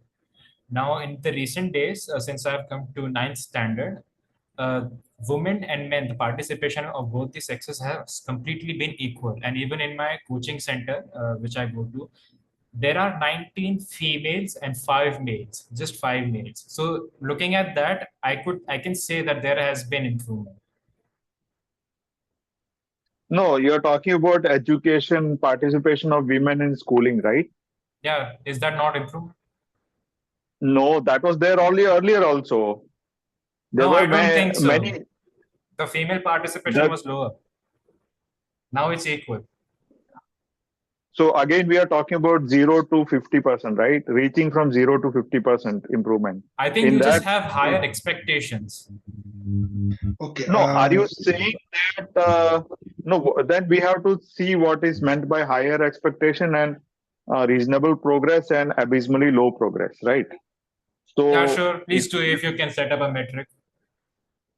If I can, then please let Prince speak. He's been trying to speak for a while. yeah, the global employment rate for working class men is 72%, whereas that same data in India for females is 32.8%, according to the latest report of PLFS. And it is government's data, so I don't think really I need to counter it. If counted, then it will be lower than what the government quoted, because they take Manrega and several other not percent to action. So what I was saying is the global average is 72%. Our females are standing merely at 30%, not even that, 32.8%. Then that is not the place where the women would like to be. And I personally believe that the main essence of a human life is to achieve excellence. And if women are not allowed to get to that aspect, then it is very dangerous. And to Himanshu, yes, the females are a lot more active in the secondary and higher secondary education. But I would like to talk to you when you are doing your post graduation. Then let's see how much participation men versus women have, because women hardly have any participation when it comes to post graduation as compared to men. I won't quote reasons because I live in a society, but yeah. Actually, I wanna discrepancy. Yeah, can I go ahead? No, I was just gonna say that Samarth has been really quiet. I wanted to give you the chance to speak. So yeah, please go ahead. Because I was just like lurking. I was just. It's not even lurking. I had just logged in, but I was somewhere else, AFK. I was away from keyboard for some time. Okay, so yeah. Coming to this one, like the discrepancy that you find in the workforce, many a times it is self-selected. Like many women do voluntarily, avoid like building a career, and they feel they have good reasons. The reason that they would themselves give is like the age of 20 to 30. That is the optimum age to build a career for sure. But that is also the optimum age for getting married and having kids, because it is like a biological fact that the ability for the woman to have kids, it drastically reduces like after they reach, let's say, age 35. Whereas for men, that ability to have kids, it's not such a drastic reduction with age. So you see, like many women, they like prioritize, having a family and having kids in this age group, and that is why you don't see as much participation from them in the workforce. And and they're quite happy with that one. Many women, they're quite happy with the decisions that they have made. And on the inverse, there is also a lot of cases where like women have chosen the opposite to build careers in this 20 to 35 age period. They decide to build careers and they miss out on getting married and having kids. And when they reach beyond the age of, let's say, 35, it's like they want to have kids, but they are unable to. And then they go through all of this regimen of, like we have all of these treatments for fertility, right? They try all of these treatments to cure the problem of like involuntarily childlessness.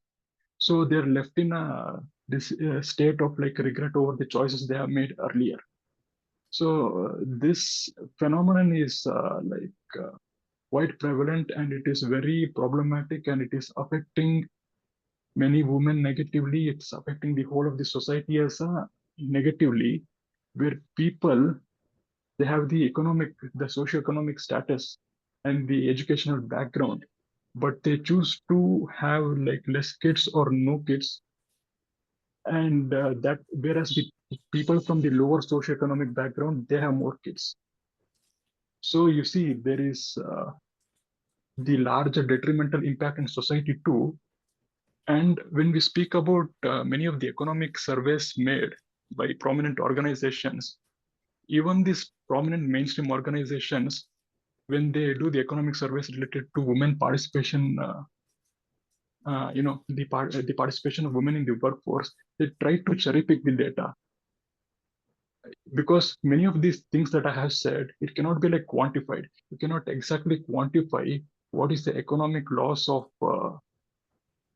people in their prime choosing not to have kids.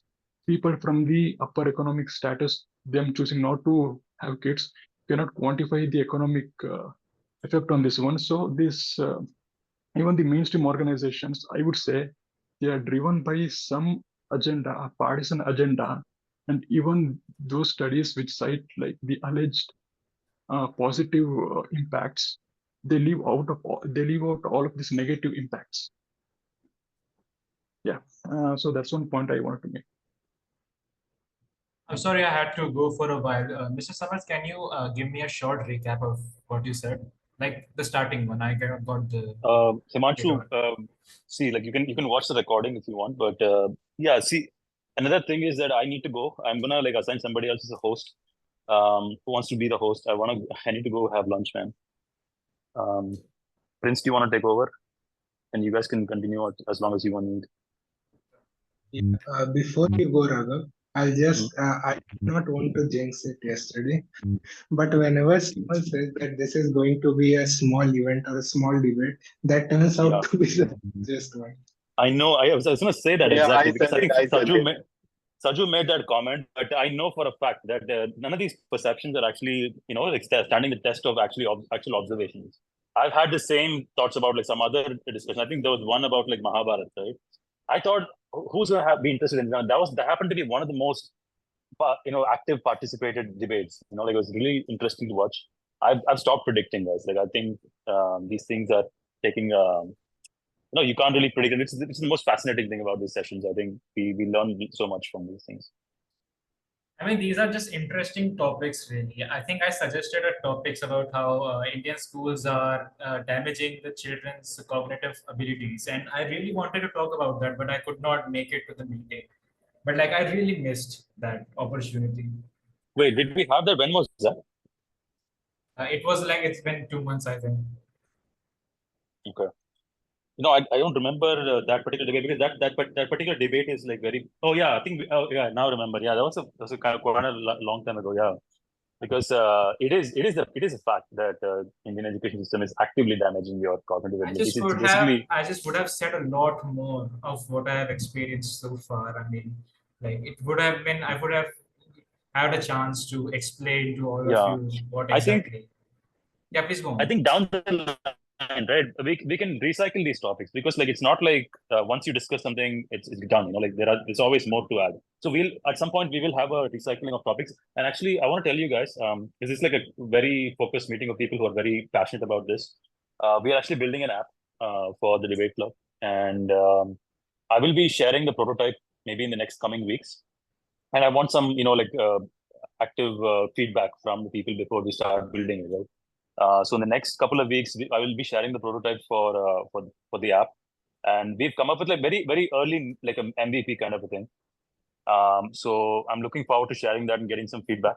We also have a new logo coming up, so I'm really excited to share all this. And when we do this, right, it'll become easy for people to have like a wide range of topics, and you can have it at a very flexible schedule rather than a fixed schedule. We'll also have this fixed schedule thing going on, but we'll also have like more open to, like, for example, live in-person sessions versus purely offline sessions, purely online sessions, and also like different languages, right? Because English is not the only language that we all speak. I think we should have the opportunity to, like, fork into different languages. Something that is of interest, we can have it in local regional languages and stuff.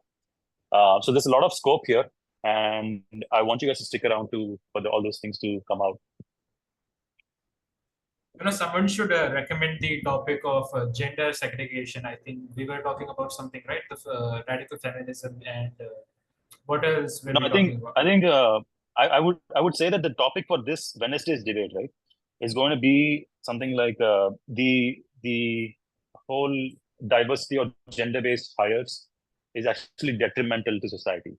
It's a very simple, broad statement. And there is going to be a lot of contention because there are people who are actively advocating for this. Like a lot of feminists can say, a lot of these liberal left, they want Those these are things to not the happen. feminists. I do not consider them feminists at all. Yeah. I think they are radical feminists. They do not represent the actual feminist ideals. Yeah.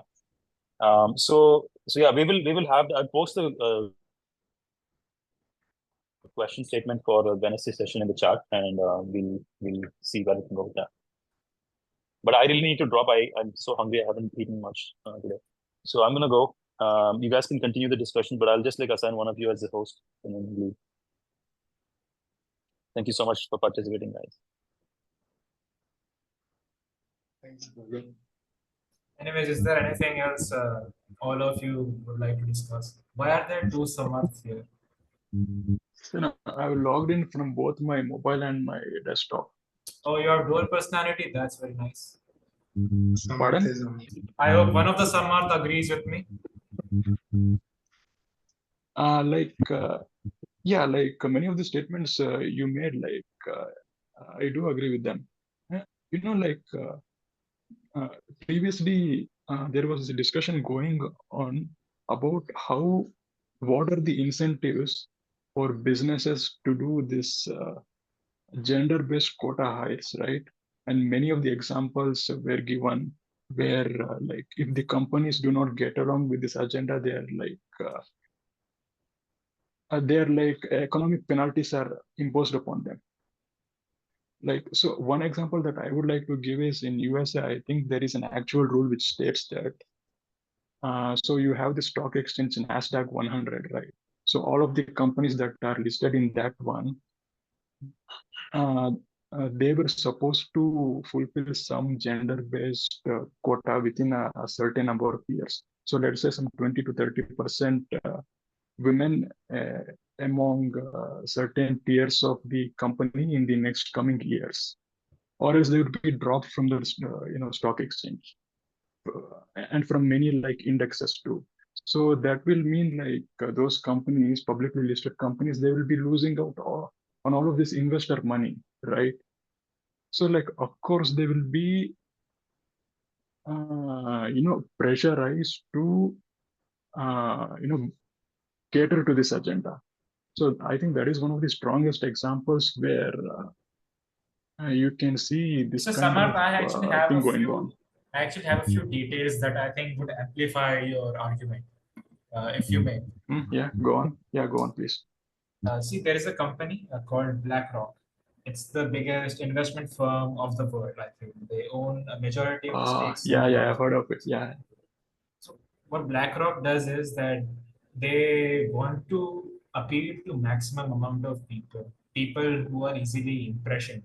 And right now in the US, there is this thing called where LGBTQ plus rights are happening in the US a lot.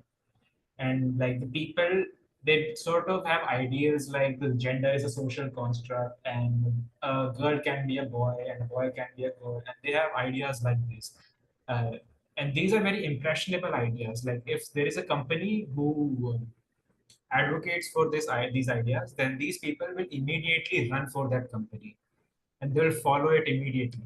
Which is why the BlackRock is employing this trick where they are tricking and like forcing every other multimedia to advertise this agenda. This is why the West is like falling, and it's not affecting India because people are not that impressionable here. I mean, like, who would really accept the Yeah, fact but that? Himanshu, you just gave an argument earlier that advertisement and promotion doesn't work against the raw nature of human beings, right? Now you are arguing the opposite side. I don't think I gave that example. Can you? No, we just discussed that why the men's football and men's cricket is popular, right? It's because there are people who want because they perform better. There are biases as human nature go, right? Then No, how can you argue in the other way? What I said is that the football, the male football, right? It's been here for a while, and it's like the one of the things that was like first to come. And men like football, and men are playing football. So men would watch men play football. That's how I think it works. I don't think that it's because of advertisement. I think you said that. That's why I agreed like on to you that it That might is be what I'm advertisement. saying. That it is if you advertise, the advertisement cannot create that kind of perception, right? But now you are saying that companies do that advertisement and they try to create that perception, right? Yeah, How I is mean, that like possible? because people could get influenced. Like this is a radical idea. That's why it's a very radical idea. Like this movement, it's being like portrayed as something very virtuous and very great. Although I do understand where these people are coming from when they say that let's have X percentage of women in your company and then we'll invest you and these kind of investment firms. But this is I mean I'm nobody to tell what's right or wrong, but this seems a bit wrong for the whole society and the way things should be. And yeah, right. So not even BlackRock. Even there are some companies who are not at the stage of BlackRock, but huge investment firms, and they invest in companies solely based on their ecological indexes and these social indexes and political indexes and such. So yeah, this is one of the realities. I will tell you about this one instance in a very short time. Don't worry. Google actually held a convent. I don't know what it's called. Convention. Yeah, they held a convention in the name of an engineer called Joyce Hopper. She was an engineer, and they used her name and advertised basically that this is a convention only for women, and we will only hire women. What happened is that men came in and they said that they identify as women, and they went and took the jobs, and there were literally like less women than men. There were a lot of men there for a convention solely specifically made for women. There were a lot of men there. Right. So you find that phenomenon happening, No, like that is a wrong thing people. what he's just said. Yeah, sorry. Can you tell me which convention are you talking about? It was a convention named after a submarine engineer, I think. Her name was Joyce Hopper. It's confirmed that her surname was Hopper. I don't remember if her name was Joyce, but this convention was basically held in her name to attract female programmers and engineers, basically. Their whole thing was that it's only for women and only women can apply. So all the men came and they said that they identify as a woman because this thing like is really getting popular over there. No, the convention was for biological sex of woman. It was not for the gender. Yeah, I mean, what you're talking about is gender. But I also have heard, of these female fairs being conducted for job and people coming in and hijacking them by saying that. Because they are trying to make a statement over there, but it is completely wrong perception. It is Yeah, gender and sex is different thing. How yeah, I so? do. Since there is this popular perception that gender and sex are like entirely distinct, that is why we have, many of the people identifying themselves as the gender other than their biological sex, they believe it is justified. So based Yeah, on this for argument example, itself, people huh, from like females, sorry, the males, they compete in female sports category. That is also happening Yeah, because that it's is very the happening. argument, right? Like, although I no, was no, that born is as a man, completely I'm wrong. not. Where can you give me an example of where a male is competing in the female? Literally just search on Google, transgender man competes with women. It's literally Yeah, happening all over there. There are like several That women is who just that is quitting. for a gender. That is for a gender competition in which it is specified that genders can compete. Genders and sex are not the same thing. No. It's specifically for women, females. I And fear then there that are men entering who claim to be women and female, and they enter their program and they win the race because they have a I don't know, Himanshu, from where you are quoting all this. It looks It's like literally brick. everywhere. I No, fear it can be everywhere. so See, you can no, Google hold the on, name Leah Thomas. No, hold Yeah, on, hold on. I'll Do you type know a name there in are chat. around? No, hold on. There is an organization in the US which claims that the Earth is flat, right? Yeah. It's literally everywhere. Does it mean that it is true? No. Then what do you But mean by? it's not as radical as this movement. It is radical, boss. First you explain me what is the difference between gender and sex. We held a debate on this. If I repeat that debate, is going to be evening here. Just give me like a very basic example. Like a short explanation. Can I say please Google it, because we held a debate. It went on for long. Everybody got tired and went home. Fine. Let me just Google it. can watch the YouTube recording as well. But just to give a crux of what I understood from that debate, sex is something that you are born with biologically, and gender is something that due to some maybe psychological issues or the hormonal issues within your body, you feel a different kind of way. Or let's say if you are a male, you are attracted towards a male. So Let me stop you right there. If you go on a Wayback Machine, an internet archive, and you search the same result on Google page that was pre-2015, there would not be this distinction. This is an agenda that has been pushed by the radical LGBTQ plus communities. What do you have against the LGBTQ community? Tell me one reason why you're against it.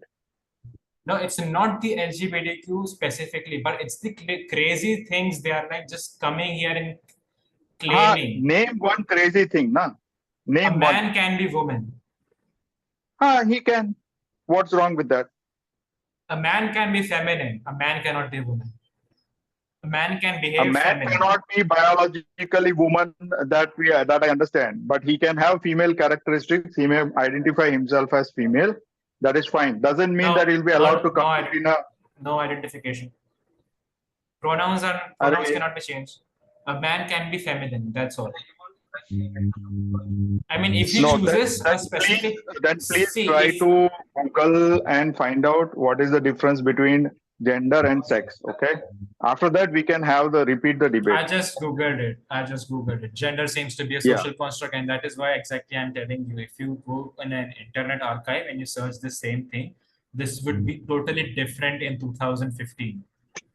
That doesn't mean it was not existing before. You're trying to confuse. What I'm telling you are trying to confuse the label between. See, what is stupid is them trying to literally change their pronouns. Why do you think it's stupid? Because you are a feminine person. It does not mean you are a woman. You are a feminine person.